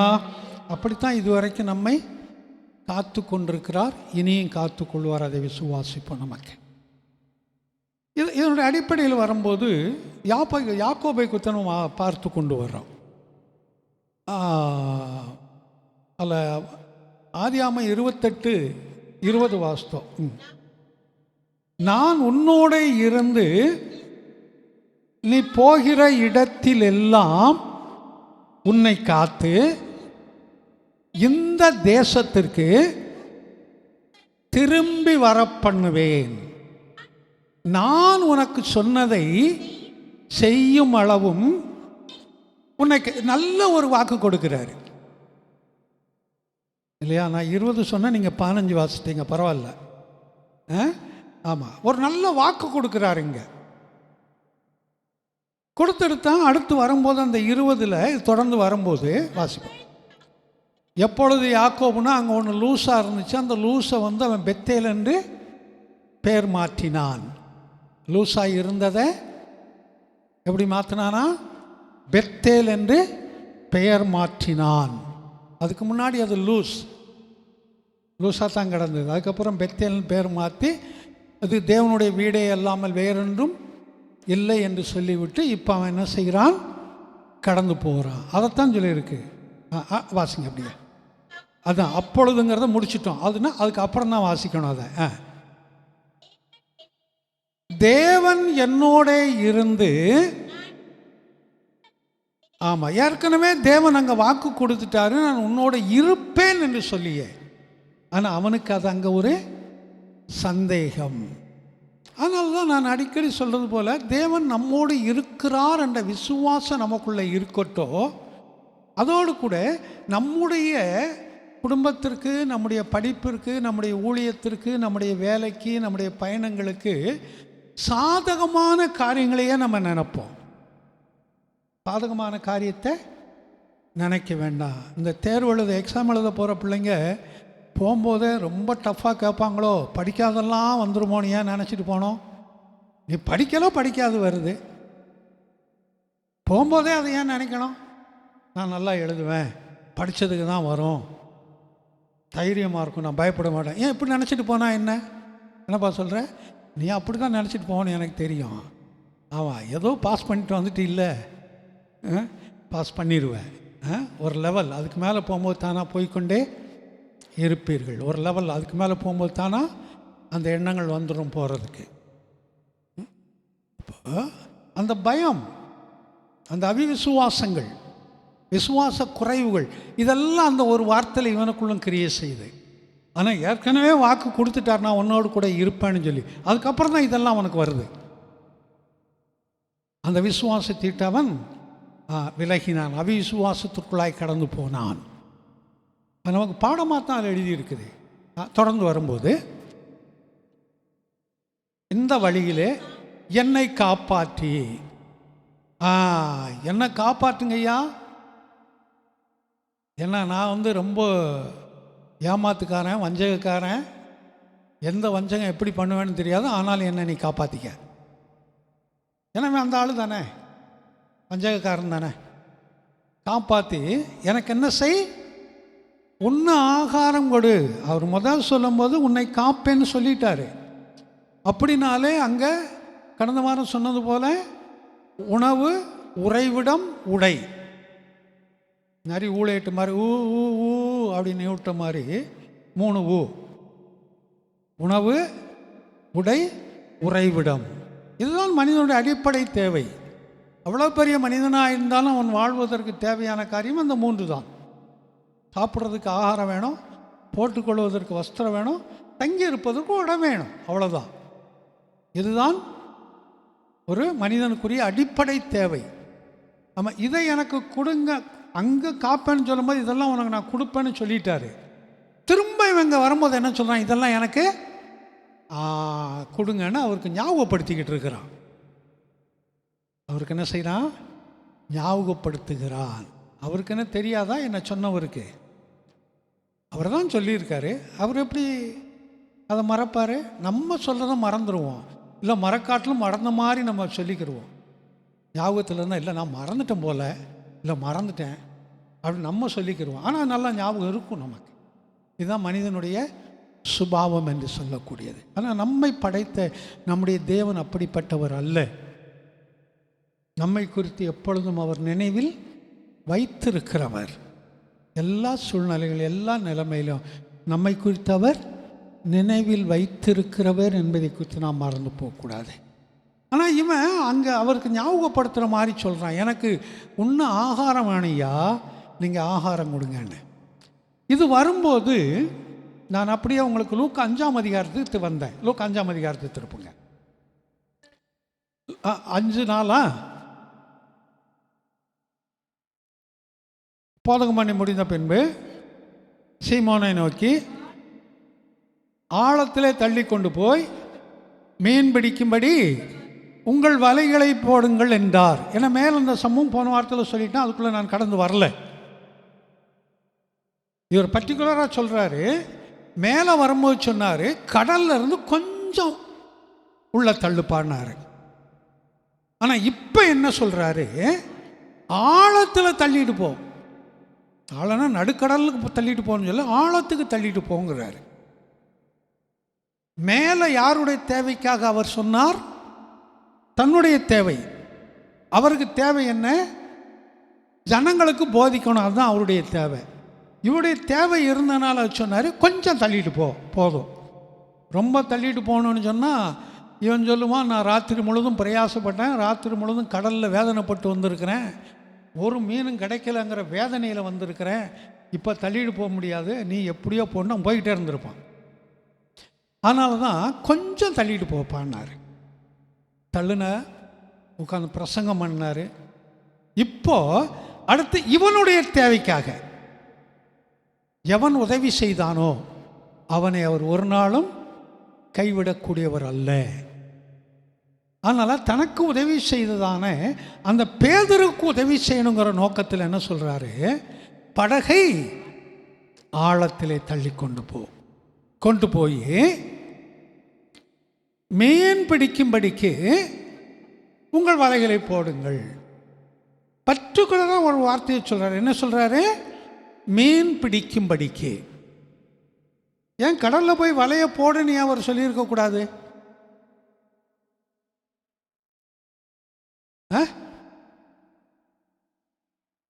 சத்தமாக சொல்லுங்க. சரி, ஆமாம். இப்போ வலையை அலசிக்கிட்டு இருந்தாங்க. எதுக்கு போட்டு வலையை அலசிக்கிட்டு இருந்தாங்கன்னு தெரியாது இவருக்கு. கடலுக்கு போனாங்க, வலையை அலசிட்டு வந்தாங்க. சின்ன மீன் பிடிக்கிறது, பெரிய மீன் பிடிக்கிறது, நண்டு பிடிக்கிறது, நத்தை பிடிக்கிறது, கடல்வாழ் உயிரினங்கள் ஒவ்வொன்றுக்கும் தனித்தனி வலைகள் உண்டு. அது நமக்கு தெரியாது, அவங்களுக்கு தெரியும். இவங்க என்ன பிடிக்க போனாங்கன்னு தெரியாது. ஆனால் வெறுமையாக வந்து உட்கார்ந்துருக்காங்க, அது ஒன்று தான் தெரியும். இரவு முழுவதும் கஷ்டப்பட்டாங்க. காலையில் வந்து என்ன செய்கிறாங்க? வெறுமையாக உட்கார்ந்துக்கிட்டு இருந்தாங்க. வெறுமையாகவும் எப்படி உட்கார்றாங்க? மன வேதனையோடு. இன்னைக்கு பிழைப்பு என்ன ஆக போகுது? இன்னைக்குள்ள நம்முடைய வருமானத்திற்கு என்ன? நம்முடைய சாப்பாட்டுக்கு என்ன? இப்போ எனக்கு தெரிந்த மாதிரி சொல்லணும்னு சொன்னால், ஒரு 30-40 வருஷத்துக்கு முன்னாடி எல்லாம் ஓரளவு சிட்டிகளில் கூட, கிராமம்னு சொல்ல முடியாது, அன்னன்னைக்கு சாப்பாட்டுக்குரிய காரியங்கள் அன்னன்னைக்கு வாங்கி செஞ்சவங்க இருக்கிறாங்க நிறையா. அரிசி வேணும்னா 1/2 கிலோ வாங்கிட்டு வருவாங்க. கடையில் போய் 2 ரூபா பச்சை மிளகா வாங்க, ஒரு தேங்காய் பத்து வாங்குவாங்க, கொஞ்சம் எண்ணெய் வாங்குவாங்க. கிராமத்தில் இருக்கிறவங்க அங்கே வயலில் இருக்கிறத கொண்டு போய் கடையில் போட்டு அதுக்குள்ளே பொருள் அன்னன்னைக்கு வாங்கிட்டு வந்து சமைச்சவங்களாம் இருக்கிறாங்க. கிராமத்தில் 99% அப்படி தான் இருப்பாங்க. இதை கொடுத்துட்டு வேற ஒன்று வாங்கிட்டு வந்து சாப்பிட்றவங்க. அப்போ அன்னைக்குள்ள வருமானத்திற்குரியதான ஒன்றும் இல்லையே, நான் என்ன செய்ய போகிறேன் என்று சொல்லி கலக்கத்தோடு இருந்திருக்க வேண்டும். அதுவும் சீசர்களில் இந்த பேதுரு மட்டும் திருமணமானவன், பிள்ளைகள் இருந்துச்சாங்கிறது தெரியாது, திருமணமானவன். அப்போ தன்னுடைய குடும்ப அங்கத்தினர்களை இன்றைக்கு நான் எப்படி போஷிக்க போகிறேன், என் குடும்ப அங்கத்தினருக்குரியதான அந்த இது சாப்பாடுகளை எப்படி நான் கொடுக்க போகிறேன், இதெல்லாம் அவனுக்கு வேதனை இருந்திருக்கும். இந்த வேதனையோடு இருந்ததை அவர் பார்க்குறாரு. அப்போ நீ ஒரு வெறுமையாக உட்கார்ந்துக்கிட்டு இருக்கிற, ஆனால் இப்போ நீ உள்ள தள்ளி கொண்டு போ, கொஞ்சம் ஆழத்தில் கொண்டு போ, உடைய வருமானத்தை பூர்த்தி செய்யும்படி மீன்களை பிடி. லேலுயா, உடைய வருமானத்திற்கு தேவை மீன்கள், எனக்கு தெரியும். அதனால் மீன்களை பிடிக்கும்படி உங்களுடைய வலைகளை போடுங்கள். அப்போ உடைய வருமானம் என்பது மீனில் தான்ப்பா இருக்குது. நீ என்ன பிடிக்க போனே அது தெரியாது, ஆனால் இன்றைக்கு நீ மீன்களை பிடிக்கும்படி போடு அப்படின்னு சொல்கிறாரு. நான் ஆழத்துக்கு தள்ளிட்டு போகிறான். சரி, ஏன் ஆழத்திற்கு தள்ளி கொண்டு போக சொல்ல வேண்டும்?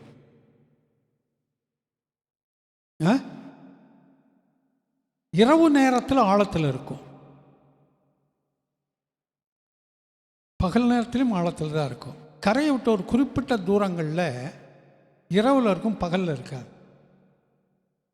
பகல் நேரத்தில் வந்து தூண்டி போட்டு பிடிக்கிற அந்த சின்ன மீன்கள் ஓரளவு குறிப்பிட்ட மீன்கள் தான் கரை ஓரத்தில் இருக்கும்.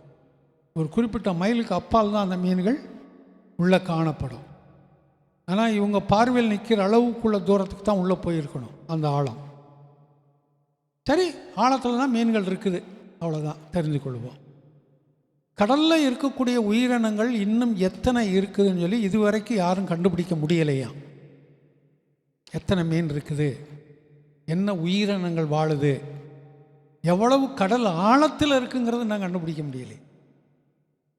ஒரு சில குறிப்பிட்ட இடத்துல மட்டும்தான் ஆழங்களை சொல்கிறாங்களே தவிர சரியான ஆழம் உள்ளே போகிறதுக்கு முன்னாடி அந்த உள்ளே போகிற கருவிகள் வெடிச்சிருமா அந்த அழுத்தத்தினால. பழைய நாளில் அந்த கிணத்துல குதித்து குளித்தவங்களுக்கு தெரியும், ஆழத்தில் போக போக காதெல்லாம் அடைச்சிரும். அப்படியே எவ்வளவு ஆழத்தில் போகிறீங்களோ அவ்வளவு ஆழத்துக்கு போக போக காது அடைச்சிரும். இந்த மலைப்பிரதேசங்களுக்கு போகிறவங்களுக்கு தெரியும், உயரமான இடம் எல்லாம் என்ன கவனிங்க நீங்கள், உயரமான இடங்களுக்கு போக போக அவங்க காது வந்து அடைக்கிற மாதிரி இருக்கும். மலைப்பிரதேசத்தில் உயரமாக போக போக காது அடைக்கிற மாதிரி இருந்து கொண்டே இருக்கும். சரி, அது ஒரு பக்கம். ஆழத்தில் தான் அந்த மீன்கள் இங்கே இருக்குது, ஆழத்தில் இருக்கும்னு தெரியும், ஆழத்துக்கு போய் சொல்கிறாரு. இந்த ஆழத்தை குறித்து ஒரு சில காரியங்கள் நான் வேதத்திலிருந்து உங்களுக்கு சொல்லிவிட்டு அடுத்த பகுதிக்குள்ள நம்ம கடந்து போவோம். அவன் எழுத்தின்படி ஆழத்துக்கு போனால் மீன் கிடச்சது. நம்ம எந்த ஆழத்துக்கு போகிறது, நம்ம எந்த ஆழத்துக்கு போகிறது? சிலர் சொல்லுவாங்க அந்த சத்தியம் ஆழமான சத்தியங்கம்பாங்க. அப்போ எவ்வளவு பள்ளம் தோண்டி உள்ளே வச்சுருந்தாங்க அதை?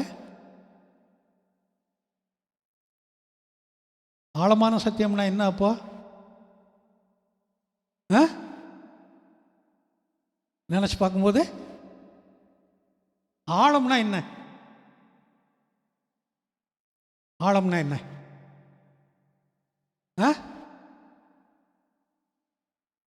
உள்ளே போகிறதுக்கு போகிறது ஆழமா?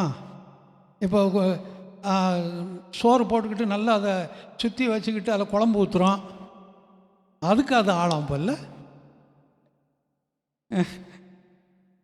ஆழம் என்றால் மிகவும் பள்ளமாக இல்லாவிட்டால் குழியாக இருக்கக்கூடியது. அது அந்த இடத்துக்கு சூழ்நிலைக்கு தகுந்தபோது மிகவும் பள்ளமாய் இருளடைந்த ஒரு சூழ்நிலையில் இருக்கக்கூடிய ஒன்று. பள்ளத்துக்கு போக போக போக உங்களுக்கு அங்கே வெளிச்சம் இருக்காது, இருளடைந்த சூழ்நிலையில் தான் காணப்படும். அதுதான் என்னவாய் இருக்கிறது? பள்ளமாய். அதுதான் அந்த ஆழம் என்று சொல்லக்கூடியது. அது இடத்துக்கு தகுந்தால் போல, சூழ்நிலைக்கு தகுந்தால் போது ஆழம் என்ன செய்யும்? போய்கொண்டே இருக்கு. அது மீன் பிடிக்கிறதுக்கு கடலில் போனால் ஆழத்தில் போட்டாங்க. பூமியில் போய் பள்ளத்தில் போனோம்னா என்ன இருக்கும்? அப்படி இருக்கிறதுக்கு வாய்ப்புகள் இல்லை. அதுதான் நம்ம இங்கே பார்க்குறோம். அப்போது இந்த ஆழம் என்று சொல்லும்போது எதற்கு ஒப்பாய் சொல்லப்பட்டிருக்கு? ஒரு சில காரியங்கள் நம்ம இதிலேருந்து வாசிக்கலாம். தானியேலின் புத்தகத்தில் 2ஆம் அதிகாரத்தில் 22வது வசனத்தை வாசிக்கலாம். தானியேல் 2:22.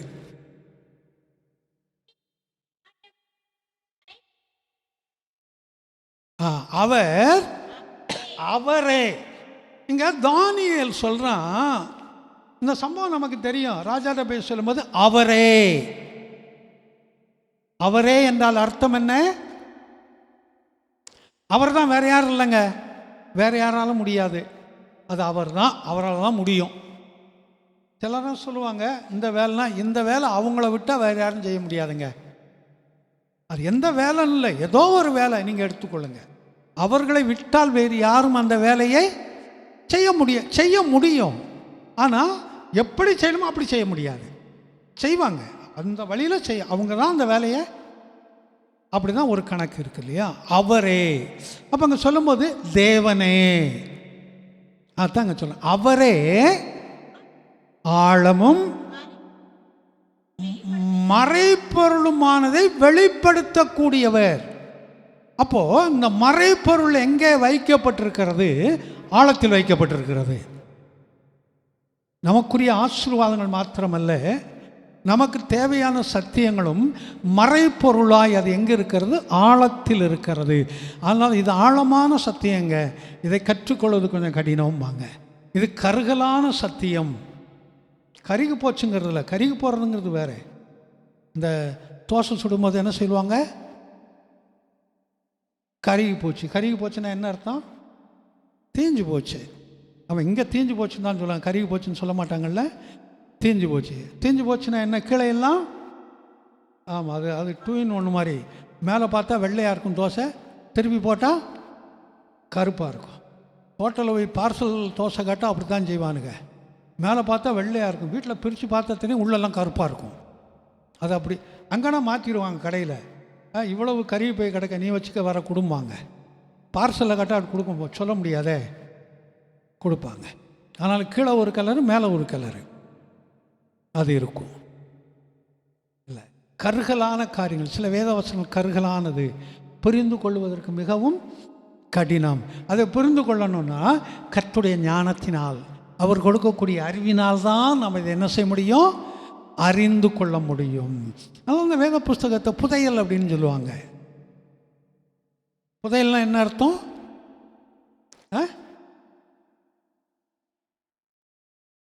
புதையல்னா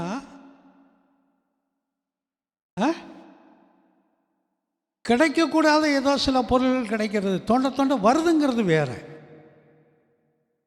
கிடைக்கக்கூடாத சில பொருள்கள் உள்ளே புதஞ்சு இருக்கிறது, அது தோண்ட வருது, அது வேற. தங்கம் எப்படி வருது? எங்கேருந்து வருது? தங்கம் எங்கே பாருங்க, கடை சாட்டு கடையில் இருக்குங்கிறியா? தங்கம் எங்கே இருக்கு? பூமிக்கு அடியில் இருக்குது. அது எதில் தான் இருக்குது? பூமிக்கு அடியில், பாறையிலையோ மண்ணில் தான் இருக்குது. செம்பு எங்கே இருக்குது? வீட்டில் இருக்குது, குடிக்கிறதுக்கு தண்ணி வைக்கிறது. செம்பு எங்கே இருக்குது? மண்ணுக்குள்ளே தான் இருக்குது. வெள்ளி எங்கே இருக்குது? அவ்வளோ வெள்ளையாக இருக்கு, பூமிக்குள்ளே தான் இருக்கா? அப்படியா? அதே சந்தேகம் வந்துருச்சு இல்லை? இரும்பு எங்கே இருக்குது? இது எல்லாம் பூமிக்குள்ளே தான் இருக்குது. இதை வெட்டி எடுப்பார்கள் என்று யோபுல வாசிக்கிறோம். இதெல்லாம் ஆழத்தில் சொல்லப்பட்டிருக்கு. ஆழத்தில் தான் இருக்குது, மேலே இருக்காது. ஆழத்தில் இருக்காது. பழைய குத்துச்சண்டை வீரர், இந்தியாவில் உள்ள குத்துச்சண்டை வீரர் யாரை சொல்லுவாங்க? பேர் எனக்கு டக்குன்னு ஞாபகம் வரல.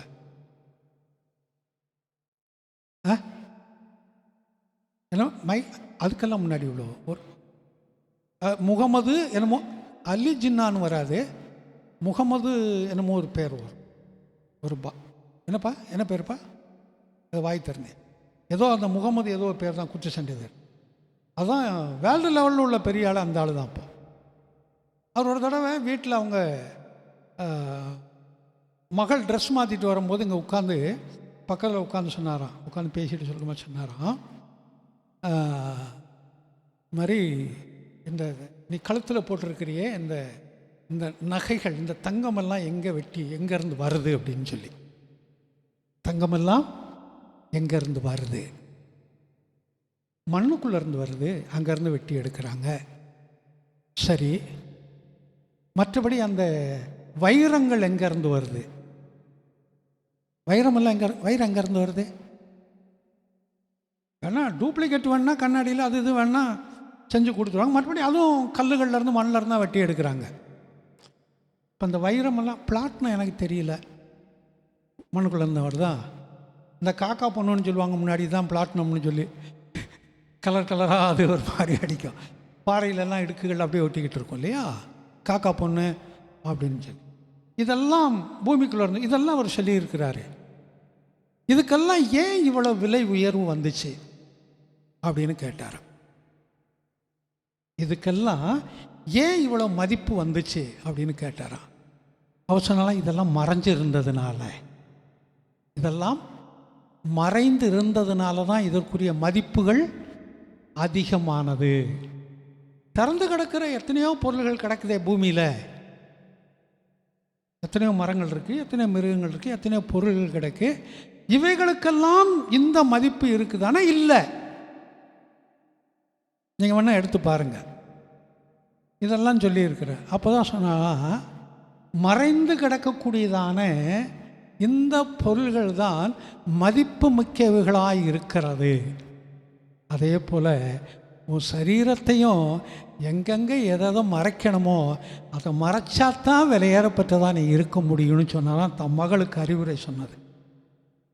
அவருடைய ஆடைகளுடைய சில வித்தியாசங்கள் இருந்ததுனால.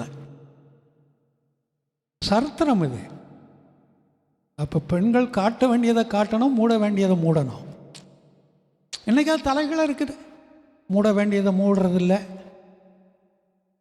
என்ன அது தலைகளை மாதிரி இன்றைக்கி போய்கிட்டு இருக்குது. இந்த ஃபேஷன் அப்படின்னு மாறுறதெல்லாம் இன்றைக்கி யாருக்கு தான்? பெண்களுக்கு தான். ஆண்களுக்கு அந்த ஃபேஷன்லாம் கிடையாது. இந்த காலர் இப்படி தான் போடுறாங்க, வேணா இப்படி போடுவோம் மிஞ்சி போனால். பின்னாடி பாது முதுகு தெரியும். யாராவது சட்டை போடுறீங்களா, இல்லை டிஷர்ட்டு தான் போடுறீங்களா, இல்லை பனியம் போட்டால் கூட உங்களுக்கு அவ்வளோ வராது, இந்தங்க கையெட்டுற தூரத்துக்கு தான் வரும். ஆனால் இன்னைக்கு சகோதரிங்க வெளியில் இருக்கிறவங்களாம் சொல்கிறதுக்கு நமக்கு அருகதை இல்லைங்க. வெளியில் இருக்கிறவங்களெலாம் சொல்கிறதுக்கு நமக்கு அருகதை இல்லை. யாரை சொல்கிறதுக்கு தான் அருகதை? உள்ளே இருக்கிறவங்கள சொல்கிறதுக்கு தான் நமக்கு அருகதை. நீ கொஞ்சம் யோசித்து பாருங்க. மறைக்க வேண்டியது என்ன செய்யறதில்லை இன்னைக்கு? மறைக்கிறதில்ல. மறைக்கக்கூடாதவைகளை மறைத்து கொண்டிருக்கிறீங்க. கேட்டால் ஃபேஷன் அது அப்படி தான் இருக்கும். அதே ஃபேஷன் இவங்களுக்கு ஏன் இல்லை? இங்கே மட்டும் எங்கே இருந்து வந்துச்சு? கொஞ்சம் யோசித்து பாருங்க. அப்போ ஆழங்கள் நமக்கு கற்றுக் கொடுக்கிறது. அப்போ தானியேல் இங்கே சொல்லும்போது அது என்ன சொல்கிறான், நம்ம அங்கே வந்துடுவோம். மறைபொருளுமானவைகளை வெளிப்படுத்தக்கூடியவர் அப்படின்னு சொல்லி இதில் வாசிக்கிறோம். இருளில் இருக்கிறதை அவர் அறிவார். எந்த அந்தரங்கத்தில் இருந்தாலும் அவர் அறிவார். ஆமாம், இயேசுவானவர் ஆழத்துக்கு கொண்டு போய் சொன்னதுக்கு காரணம், ஆழம் இருளாக இருக்கும், ஒன்றும் இல்லாமல் இருக்கும், வெறுமையாக இருக்கும். அந்த இடத்துல உனக்கு பொருள் இருக்கு, நீ போப்பா, நீ தேடி வந்த பொருள் உனக்கு தேவை. இன்னைக்கு மீன் தானே, அது எங்கே இருக்குது? ஆழத்துக்கு போ. அப்படின்னு சொல்லி கற்றுக் கொடுக்கிறார். ஆழத்தில் பொக்கிஷங்கள் உண்டு. அந்த பொக்கிஷங்களை நமக்கு கொடுக்கும்படியாகத்தான் ஆழத்துக்கு போய் சொல்கிறாரு. ஆழத்தில் போகணும்.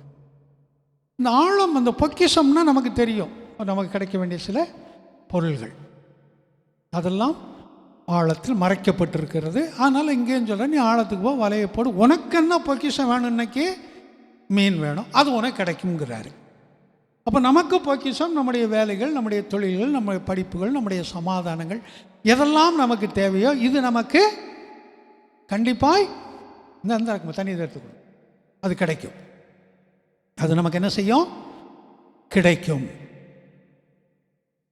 அப்போ ஆழத்திற்கு நேராய் நம்ம கடந்து போகணும்.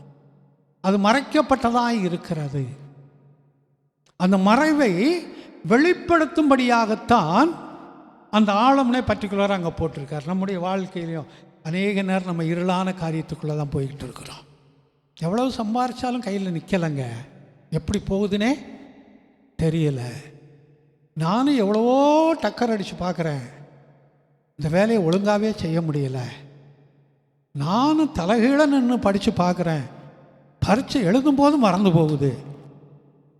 நீ தலைகீழ நின்று படிக்கக்கூடாது, நேரம் நின்று படித்தாலே போதும். தலைகீழ நின்று படித்து அதுக்கப்புறம் புஸ்தகத்தை தலை மாற்றி வச்சு படிச்சுக்கிட்டு இருக்கல, நீ ஒழுங்காக நேரம் நின்று படி போதும். இல்லை, இதெல்லாம் சாதாரணமாக பிள்ளைங்க என்ன செய்யக்கூடியது? நல்லா தான் படிக்கிறேன், ஆனால் அங்கே போய் கொஸ்டின் பேப்பரை பார்த்தோன்னே நான் மறந்துடுறேன், ஒன்றும் ஞாபகத்தில் வரமாட்டேனுது இல்லையா?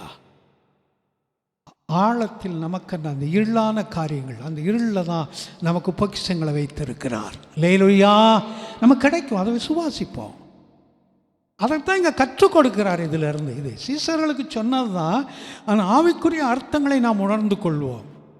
ஆழத்துக்கு போ, உன்னுடைய தேவை மீன், நீ ஆழத்தில் இருக்கு, நீ இப்போ எடுத்துக்க.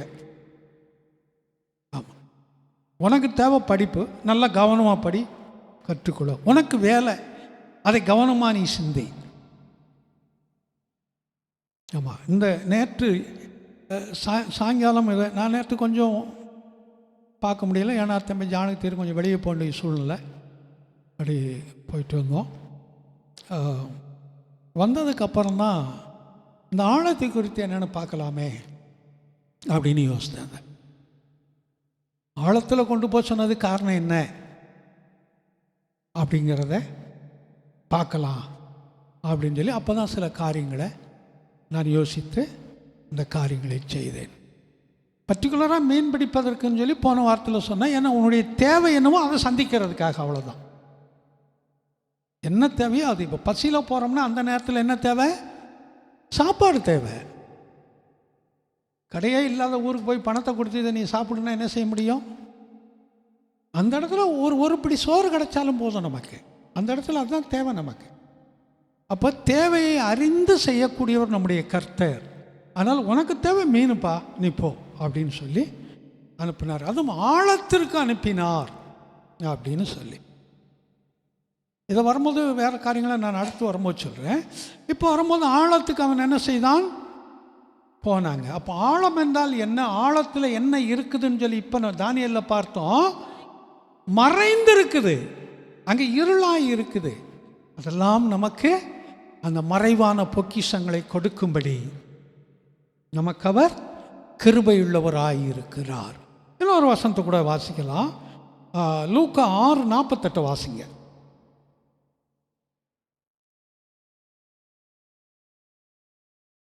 நோக்கி, உன் பாவங்கள் மன்னிக்கப்பட்டது என்றார். ஆழமாய் தோன்றி கற்பாறையின் மேல் அஸ்திபாரம் போட்டு, தான் சரி, அஸ்திபாரம் போட்டு வீடு கட்டுகிற மனுஷனுக்கு, இல்லை 2 மனுஷனை குறித்து சொல்லியிருக்கோம். 2 மனிதர்கள். ஒரு மனிதன் கற்பாறையில் ஆமாம் ஆழமாக தோண்டி வீடு கட்டினவன், இன்னும் ஒருத்தன் மேலோட்டமாக கட்டினவன். இப்போ இந்த கடற்கரையில் கட்டியிருக்க வீடுகள்லாம் சொந்தமாக கட்டினா சில வேளை கொஞ்சம் ஆழம் வரைக்கும் போகும்.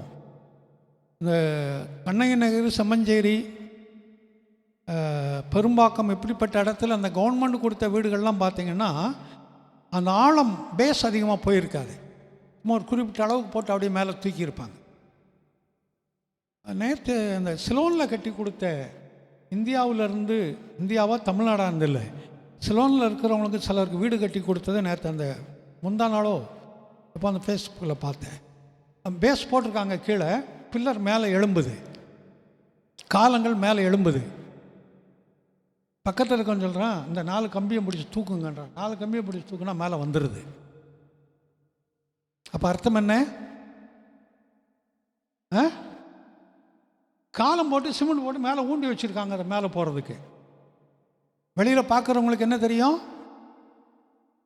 தரையிலேருந்து மேலே, பள்ளத்துக்குள்ளேருந்து மேலே வருது. பார்க்குறவங்களுக்கு அது சிமெண்ட் போட்டாச்சுன்னா அப்படி தான் தெரியும். அவன் சொல்கிறான், சார் இந்த இடத்துல எப்படி கேட்டிருக்காங்கன்னா மற்ற இடங்க எப்படி போட்டிருப்பாங்க அப்படின்னு சொல்கிறான். அதுதான் நடக்கிறது இல்லையா? ஆழமாக அந்த ஃபவுண்டேஷன் போட்டாங்கன்னா அது நிலைத்து நிற்கும். மேலோட்டமாக போட்டால் மண் அரிக்கும் போது அரிச்சிட்டு போயிடும். அப்போ ஒரு மனிதன் கண்மலையில் போட்டால் அது நிலச்சி நின்றுச்சு. இன்னும் ஒரு மனிதன் எங்கே போட்டானா? மணலில் போட்டான். மணலில் போட்டது பெரிய வெள்ளம் வந்துச்சு, மழை வந்துச்சு, அது என்ன செஞ்சுச்சான்? அரிச்சிட்டு போய் இழிஞ்சு விழுந்துருச்சு. கல்லில் கட்டினவனுக்கு என்னாச்சா? ஆழமாக குழி தோண்டி அந்த கண்மலையில் கட்டினா அது உறுதியாக இருந்தது. கல்லுனா என்ன, மணல்னா என்ன?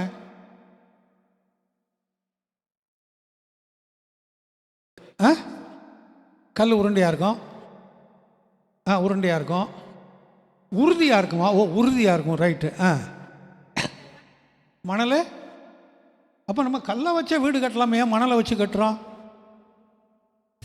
உறுதியாக தான் நமக்கு வேணும். கேட்கல ஏமா? உருண்டைக்கல்லா? சிமெண்ட் கலக்கணுமா? மணல் கலக்க, இது சாம்பல் கலக்கக்கூடாது. அது ஆவிக்குரிய அர்த்தம். அது நான் எழுத்தின்படியே கேட்குறேன். இப்போ இந்த மணல் எப்படி வருது? அந்த கல்கள் உடைந்து வர்றது தான். மேலே நிற்கிற பெரிய பாறைகள், பெரிய மலைகள், ஆமாம், அது மழை வர வர அதை அடித்து உடஞ்சி அது கல்களாக துகில்களாய் மாறி தான் மணலாக வந்து சேருது. இந்த மலைப்பிரதேசம் உங்களுக்கு இருந்து தெரியும். தண்ணி ஓடிக்கிட்டு இருக்கிற இடங்களை பார்த்தீங்கன்னா சில பாறைகள்லாம் பள்ளமாகவே இருக்கும். ஆளுகள்லாம் போய் அரிச்சு உடைக்க வேண்டாம். அது கரெக்டாக ஒரு பள்ளம் மாதிரியே வந்துக்கிட்டு இருக்கும். தண்ணி ஓடி ஓடி காலப்போக்கில் அது காவா மாதிரி ஓடிக்கிட்டே இருக்கும். அந்த இடத்துல பள்ளமாக 2 பக்கமாக மூடி இருக்கும்.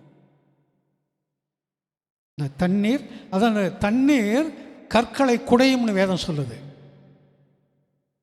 மணலும் அந்த பாறையிலிருந்து வந்தது தான், பாறையும் அது கல் தான், 2ம் கல் தான். அப்போ இது மட்டும் ஏன் இடிஞ்சு உளுந்துருச்சு, அது மட்டும் ஏன் இடியாமல் அப்படின்னு நினைச்சே? அதுதான் முக்கியம். அது ஒரு மனமாய் இருந்தது, இது பிரிஞ்சு இருந்துச்சு. அப்போ எந்த இடத்துல அந்த ஒரு மனம் இருக்கிறதோ, அது சபையாகட்டும், குடும்பமாகட்டும், வேலை செய்கிற இடங்களாக இருக்கட்டும், தொழில் செய்கிற இடங்களாக இருக்கட்டும், இருக்கிறவங்களும் அந்த ஒற்றுமையாய் ஒரு மனமாய் இருப்பார்கள் என்று சொன்னால் அது நிலைத்து நிற்கும். அல்லேலூயா. தனித்தனியாக இருந்துச்சுன்னு சொன்னால் அங்கே ஒரு உறுதி இருக்காது. அது அதுலேருந்து கற்றுக்கொள்கிற சத்தியம் அது வேறு. இப்போ இங்கே வரும்போது கண்மலையின் மேல் கட்டினவன் ஆழமாய் குழி தோண்டி கட்டுனா அது எப்படி இருந்ததா? உறுதியாயிருந்தது. காற்றும் புயலுக்கும் வெள்ளத்துக்கும் அது நிலைத்து நின்றது. அப்போ நிலைத்து நிற்கக்கூடிய அனுபவம் தேவை என்று சொன்னால் ஆழம் வேண்டும். இந்த மூங்கில் மரம் எத்தனை பேர் பார்த்துருக்குறீங்க? மூங்கில் கொம்பு எத்தனை பேர் பார்த்தீங்கன்னு கேட்கல, மூங்கில் மரம் எத்தனை பேர் பார்த்தீங்கன்னு கேட்டேன். மூங்கில் மரத்துக்கிட்ட எத்தனை பேர் படுத்து வந்துச்சுக்கிறீங்க? படுக்க மாட்டாங்க. மூங்கில் இருந்து அரிசியெல்லாம் இருக்குது, அதுலேருந்து விழுகக்கூடிய ஒன்று மூங்கில் அரிசி கடைகளிலே விற்கிது. அது சமைச்சு சாப்பிட்றதுக்கு நல்லாயிருக்கும். அது அந்த மூங்கில் பக்கத்தில் அவ்வளோ சீக்கிரம் படுக்க மாட்டாங்க. மூங்கில் வளர்ச்சி எத்தனை பேர் பார்த்துருக்குறீங்க? சீக்கிரம் வளர்ந்துடும். விதை போட்டு எவ்வளோ நாளில் வளரும்? ரொம்ப நாள் ஆகும்னா வருஷக்கணக்கில் ஆகும். ஏன் வருஷக்கணக்கில் ஆகுது? மூங்கில் விதை போட்டீர்கள் என்றால் அது இருக்குதா இல்லையா, உயிருக்கா செத்துருச்சான்னு கூட நமக்கு தெரியாது. அது அவ்வளோ சீக்கிரம் முளைக்காது. அப்படியே இருந்துக்கிட்டு இருக்கும். 3 வருஷம் 4 வருஷம் 5 வருஷம் கூட அப்படியே கிடக்கும். திடீர்னு ஒரு நாள் நீங்கள் போய் பார்த்தீங்கன்னா ஒரு அடியில் நிற்கும். அது சாயங்காலம் பார்த்துருங்க, அது காலையில் போனீங்கன்னா தூங்கி எழுந்திரிச்சு போனாங்க ஒரு அடியில் நிற்கும். அது நீங்கள் மறுநாள் விட்டு மறுநாள் தூங்கி எழுந்திரிச்சு போய் பாருங்கள், அது 2 அடி 3 அடியில் நிற்கும். வேகமாக வளரும். அதுக்கப்புறம் ஒரு குறிப்பிட்ட வளர்ச்சிக்கு மேலே வளராது. சைடுகள் அதிகமாக ஆரம்பிக்கும். உள்ளே இருந்து திடீர்னு முளைச்சி அந்த குருத்துகள் மேலே எழும்ப ஆரம்பிக்கும். அதற்கு காரணம் அது வேறு அதிகமாய் விடுவது. மூங்கில் மரம் காற்று புயலுக்கெல்லாம் பிடுங்கி விழுகாது. சில வேளை ஒடிஞ்சு விழுகும் பாதியிலிருந்து, வேரோட அது சாயாது. ஏன்னு சொன்னால் அந்த மூங்கில் மரத்துடைய வேர் என்ன செய்யுது, மரம் எவ்வளோ தூரம் போகுதோ அந்த அளவுக்கு கீழே வேர் இருக்குமா. வேறு சைடு வேர்கள்லாம் அவ்வளோ தூரம் போகுமா மூங்கிலுக்கு. அதனால் இது உள்ளவே இருந்து முதலாவது என்ன செய்யுது, தன்னுடைய வேர்களை வளர்த்து விடுமா, தன்னை உறுதிப்படுத்தி கொள்ளுமா. மூங்கில் உள்ளவே மறைஞ்சு இருந்து தன்னுடைய வேர்களை என்ன செய்யும், உறுதிப்படுத்துமா. அந்த குறிப்பிட்ட நாள் வரும்போது டக்குன்னு என்ன செய்யுது, வளர ஆரம்பிக்குது. அதனால தான் இது ஆவிக்குரிய காரியத்துக்கு ஒப்பா சொல்லணும்னு சொன்னால் மத்தேயு 6:6 வாசிங்க. மத்தேயு 6:6. நீயோ ஜெபம் பண்ணும்போது உன் அறை வீட்டிற்குள் பிரவேசித்து, அறை வீடுனா ஏற்கனவே தெரியும் நமக்கு. அறை வீடுனா என்ன? ஒரு வீடு, ஒரு ரூம், அவ்வளோதான். அறை வீட்டிற்குள் பிரவேசித்து உன் கதவை பூட்டி அந்தரங்கத்தில் பார்க்கிற பிதாவை நோக்கி ஜெபம் பண்ணு. அப்பொழுது அந்தரங்கத்தில் பார்க்கிற உன் பிதா வெளியரங்கமாய் உனக்கு பலன் அளிப்பார். லேலுயா. நீ வீட்டுக்குள்ள மறைஞ்சு போய் உட்காந்து கதவை போட்டி உள்ள ஜெபம் பண்ணு. அந்த அந்தரங்கத்தில் பார்க்கிற உன் பிதா வெளியரங்கமாய் உனக்கு பலன் அளிப்பார். பதில் செய்வார்னு இல்லை, பதில் கொடுக்கறது வேற, பலன் அளிக்கிறதுங்கிறது வேற. பதில் செய்கிறது, பதில் கொடுக்கறதுன்னு சொன்னால் உங்களுக்கு தான் நான் தாரேன் அப்படின்னு சொல்கிறது, அவ்வளோதான். எப்போ என்னங்கிறதெல்லாம் இருக்காது. பலன் அளிக்கிறதுனா அது அப்போவே கொடுக்கறது. இந்தாங்க இதுதான் பலன் அளிக்கிறது. இது ரெண்டுக்கும் வேறுபாடு அதுதான். அப்போ அவர் என்ன செய்யக்கூடியவராய் இருக்கிறார், பலன் அளிக்கிறவராய் இருக்கிறார். எங்கே போய் ஜெபம் பண்ணும்போது அறை வீட்டிற்குள்ளாய். அப்போ அறை வீட்டுக்குள்ளாய் நம்ம வீட்டில் இருக்கிறவங்களுக்கெல்லாம் எத்தனை அறைகள் வைத்திருக்கிறோம், எத்தனை அறைகளை வச்சுருக்கிறோம்? எப்படி வீட்டை போட்டுக்கிட்டு ஜெபம் பண்ண முடியும்? ஒரு ரூம் இருக்கும், 2 ரூம் இருக்கும். ஒரு ரூமுக்குள்ளே ஒருத்தர் போய் உட்காந்து அடைச்சிக்கிட்டு ஜெபம் பண்ணிக்கிட்டால் நம்ம எங்கே தெருவில் போய் நிற்க முடியும்? நான் ஜெபம் பண்ணுறேன், அமைதியாரு, நான் ஜெபம் பண்ணிட்டு தான் வருவேன், அது வரைக்கும் வீடு பூட்டி தான் இருக்கும், அமைதியாரு. எங்கே போய் நம்ம உட்கார்றது? ஆமாம் இல்லை, நான் எழுத்தின்படி இப்போ கேட்டுக்கிட்டு இருக்கிறேன். அதுக்கு சொல்லிவிட்டு அதுக்கப்புறம் ஆவிக்குரியபடி வருவோம். எல்லாத்துக்குமே நம்ம ஆவிக்குரியபடி போகக்கூடாது. எழுத்தின்படி என்னங்கிறது தெரிந்து கொண்டு அதுக்கப்புறம் ஆவிக்குரியபடி போகணும். அதுதான் நமக்கு சரியாக இருக்கும். அப்போ எழுத்தின்படி இங்கே சொல்லியிருக்குது. இது ஒன்று அறை வீட்டுக்குள்ளே நீ போய் உட்காந்து ஜெபம் பண்ணுப்பான்னு அன்னைக்கு இருந்த சூழ்நிலைகள் அது. அவர்களும் அப்படி ஜபித்திருக்கலாம். நமக்கு அதுக்குரிய வாய்ப்புகள் இல்லை. நம்ம அந்த ஒரு ரூம் இருக்குது, 2 ரூம் இருக்குல்ல, ஒரே ரூமில் ஓப்பன் கிச்சனாக இருக்கும், ஏதோ ஒன்று இருக்கும், அதில் உட்காந்து நம்ம காரியங்களை செஞ்சு பழகணுங்க நம்ம, இல்லையா? இப்போ இது ஆவிக்குரியபடி எடுத்துக்கொள்ளணும். இப்போ சொன்னது முதல் நம்முடைய வீட்டுக்குள்ளே முதலாவது யார் போனோம்? நம்ம வீட்டுக்குள்ளே நம்ம தான் இருப்போம், வேறு யார் போக முடியும்? நம்ம வீட்டுக்குள்ளே நம்ம தான் இருப்போம். நம்ம இப்படி நம்ம மனசுக்குள்ளே நம்ம போகணுமா? நம்ம மனசுக்குள்ளே அப்படி நம்ம போகிறது? நம்முடைய அறை என்றால் இருதயம் தான் நமக்கு அறையாக இருக்குது. அந்த இருதயத்துக்குள்ளே நம்ம போகணுமா?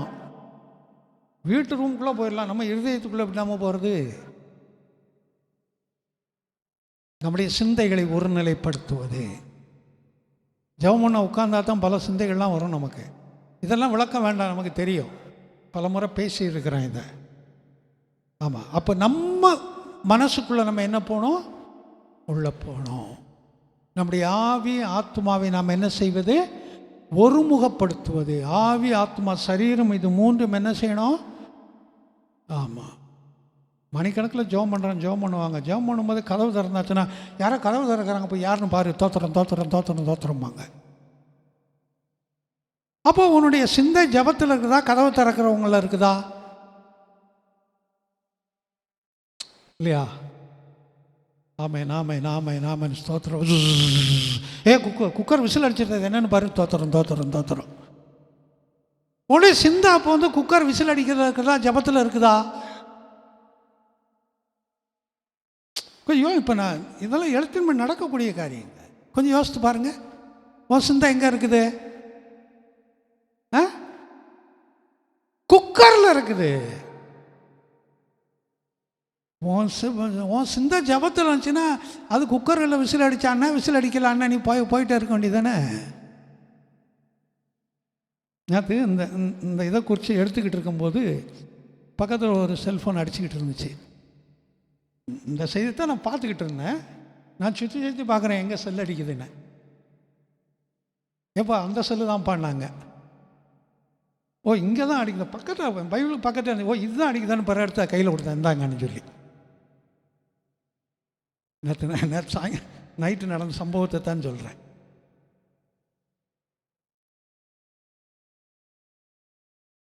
ஆமாம். அப்போ நம்ம சிந்தைகள் எதில் இருக்குமோ நம்ம கவனம் அதில் இருக்கணும். வேதம் வாசிக்கணும்னா வேதத்தில் இருக்கணும், ஜபிக்கிறதுனா ஜபிக்கிறதுல இருக்கணும், துதிக்கிறதுனா துதிக்கிறதுல இருக்கணும், சமையல் பண்ணுறதுனா சமையலில் இருக்கணும், இல்லை நம்ம என்ன தொழில் செய்கிறோமோ அந்த தொழிலில் நம்முடைய கவனம் முழுவதும் அதில் இருக்க வேண்டும். கவனம் சிதறிச்சுன்னு சொன்னால் அந்த வேலையை என்ன செய்கிறோம்? சிதறி போகும், சரியாக இருக்காது, இல்லையா? அப்போ நம்முடைய உள்ளத்திற்குள்ளே நம்ம போகிறது அப்படின்னு சொன்னால், நம்முடைய அறை வீட்டிற்குள்ளே நம்ம போகிறதுன்னு சொன்னால் நம்முடைய சிந்தைகளை எங்கே என்ன செய்கிறது?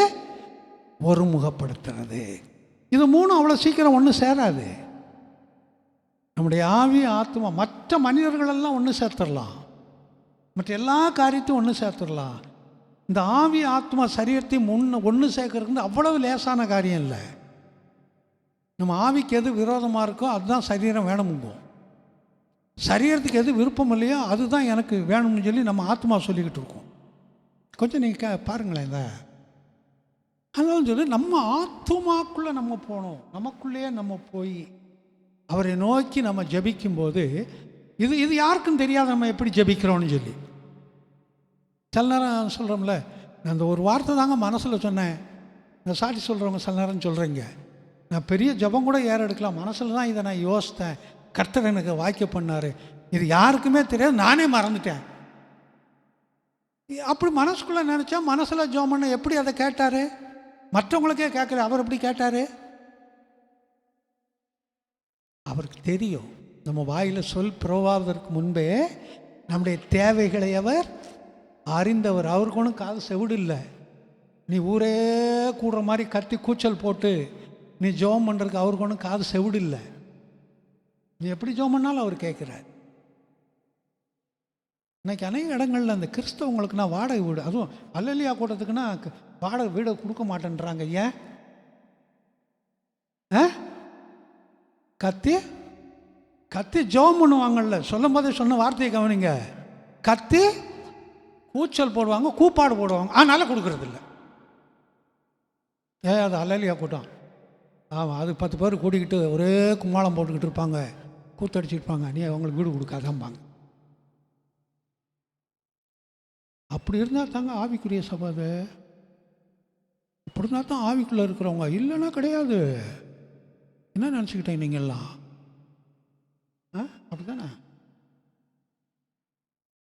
அறை வீட்டுக்குள்ளே போய் நம்ம எப்படி ஜெபித்தாலும் நம்முடைய கண்ணீர்களை அவர் பார்க்கக்கூடிய, அந்த கண்ணீருக்கு வெளியில் பார்க்குற மாதிரி அவர் என்ன வச்சிருக்கிறாரு? பலனை கொடுக்குறாரு. மறைவில் நம்ம ஜெபம் பண்ணுறோம், வெளியில் பார்க்குற மாதிரி நமக்கு பலன் வந்து சேரும். இது அந்த அந்தரங்கத்தில் வச்சிருக்காரு உள்ள அவர். இதைத்தான் அந்த இதில் கண்மலையின் மேல் ஆழத்தில் தோண்டி அது நிலைத்திருக்கிறது. அப்போ நாம் நிலைத்திருக்கக்கூடிய காரியம் அந்த ஆழத்தில் போகும்போது, எழுத்தின்படி ஆழத்தில் போடுற விதைகள், ஆழத்தில் வர்ற மரங்கள் நல்லா வருது. அதே போல் நாம் கர்த்தருக்குள் ஆழமாய் போகும்போது, வேத வசனத்தை குறித்து ஆழமாய் போகும்போது, ஜெபத்தை குறித்து ஆழமாய் போகும்போது, ஆவிக்குரிய காரியங்கள் ஆழமாய் போகும்போது, நமக்கு அது வெளியரங்கமாய் ஒரு பதிலையும் பலனையும் நமக்கு கொண்டு வரக்கூடியதாய் மாறுகிறது. இதெல்லாம் நமக்கு நடக்குங்கிறத ஆவிக்குரிய அர்த்தத்தில் சொல்லி கொடுக்கறதுக்காகத்தான் அவனை ஆழத்தில் கொண்டு போய் வலையை போடுங்கிறாரு. இப்போ நம்ம வேதம் என்ற ஆழத்துக்குள்ளே கடந்து போவோம். மறைபொருளாய் வைத்திருக்கக்கூடியதான் அந்த பொக்கிஷங்கள், எந்த ஞானங்கள் இல்லை எந்த பலன், இதெல்லாம் நமக்கு மறைபொருளாய் உள்ள அந்தரங்கத்தில் வைக்கப்பட்டிருக்குது. அதை நாம் என்ன செய்வோம்? நமக்கென்று எடுத்துக்கொள்வோம். இதெல்லாம் சொல்கிறதுக்காகத்தான் ஆழத்தில் தள்ளி கொண்டு போய் வலைகளை போடுங்கள். நாமும் நம்முடைய அந்த மீன் பிடிக்கிறதுக்காக ஆழத்தில் நம்ம என்ன செய்வோம்? தள்ளி கொண்டு போவோம். நமக்கென்று இருக்கக்கூடிய அந்த ஆசீர்வாதம் ஆழத்தில் நம்ம வைக்கப்பட்டிருக்கிறது. அவங்கவுங்களுக்கு அந்தந்த ஆசீர்வாதங்கள், எல்லாத்துக்கும் ஒரே மாதிரி ஆசீர்வாதம் இல்லை. ஒவ்வொருவருக்கும் ஒவ்வொரு விதத்தில் உள்ள ஆசீர்வாதங்கள். நிச்சயம் அந்த ஆசீர்வாதத்தினால் நம்மளை என்ன செய்வார்? நிரப்புவார். அல்லேலூயா. மீதி வரக்கூடிய நாட்களில் பார்ப்போம். இது எப்போ முடியும்னு தெரியல எனக்கு. இப்போ இனி தொடரும்போது வலை சில வலை போனாலும் போகலாம். இது அப்படியே சரி, போகிற வரைக்கும் போட்டோம். நம்ம சத்தியங்களை கற்றுக்கொள்வோம் இல்லையா? அதுதான் முக்கியம். முழங்கால் படிடுவோம். கர்த்தர் இருப்பார். இந்த நாளில் இந்த ஆழம் என்றால் என்னன்னு ரெண்டு வசனங்களை மட்டும் பார்த்துருக்குறோம். அந்த ஆழத்தில் தான் நமக்கு அந்த பொக்கிஷங்கள் இருக்கிறது. ஆவிக்குரிய பொக்கிஷமானாலும் சரி, உலக பொக்கிஷமானாலும் சரி, சரீர பொக்கிஷமானாலும் சரி, ஆழத்தில் வைக்கப்பட்டிருக்கிறது, நமக்காக வைக்கப்பட்டிருக்கிறது. நம்ம இதை எடுத்துக்கொள்வோம். அது நமக்கே சொந்தமாகும். இந்த வார்த்தைகளை கர்த்தர் ஆசீர்வதிக்கும்படி எல்லா வாய்களை திறந்து கர்த்தரை ஸ்தோத்தரிப்போம். அழுகையின் பள்ளத்தாக்கி உருவ நடந்து அதை நீரூற்றாக்கி கொள்ளுகிறார்கள். அந்த அழுகையின் பள்ளத்தாக்கு என்ன ஒரு ஒரு ஒரு பயங்கரமான குழி, இருளான ஒரு இடம். அதை நீரூற்றாய் மாற்றக்கூடிய தேவன் நம்முடைய தேவன். அழுகைக்குள்ளாய் கடந்து போகும்போது, பள்ளத்தாக்கில் கடந்து போகும்போது, ஆழத்தில் கடந்து போகும்போது, பயமும் வேதனையும் இருந்தாலும் அது நமக்கு ஒரு மகிழ்ச்சியை கொடுக்கக்கூடியதாய் மாறும். பெரிய ஆசீர்வாதத்தை கொண்டு வரக்கூடியதாய் மாறும். கர்த்தர் நிச்சயமாக இதை மாற்றுவார். அந்த விசுவாசத்தோடு கர்த்தரை ஸ்தோத்திரிப்போம். கடைசியாக ஜெபிக்காத ஒருவர் ஜெபிக்கும்படி அன்போடு கேட்டுக்கொள்ளுகிறேன்.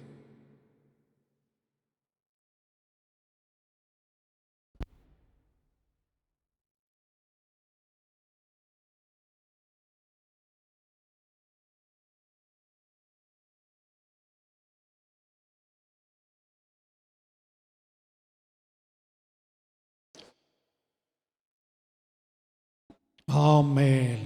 எல்லாம் சேர்ந்து சொல்லுவோம். என் ஆத்துமாவே கர்த்தரை ஸ்தோத்தரி, என் முழு உள்ளமே பரிசுத்த நாமத்தை ஸ்தோத்தரி. என் ஆத்துமாவே கர்த்தரை ஸ்தோத்தரி, அவர் செய்த சகல உபகாரங்களையும் மறவார். ஆமென். நம்முடைய கர்த்தராகிய இயேசு கிறிஸ்துவின் கிருபையும் பிதாவாகிய தேவனுடைய அன்பும் பரிசுத்த ஆவியானுடைய ஆலோசனை வழிநடத்தலும் சமாதானம் நம் அனைவரோடும் கூட, வர தலைப்பட்ட பிள்ளைகளோடு கூட, வேலைகள், தொழில்கள், படிப்போடு கூட, பயணங்களோடு கூட இன்றும் என்று சதா காலங்கள் நிலைத்திருப்பதாக. ஆமென். அல்லேலூயா, அல்லேலூயா.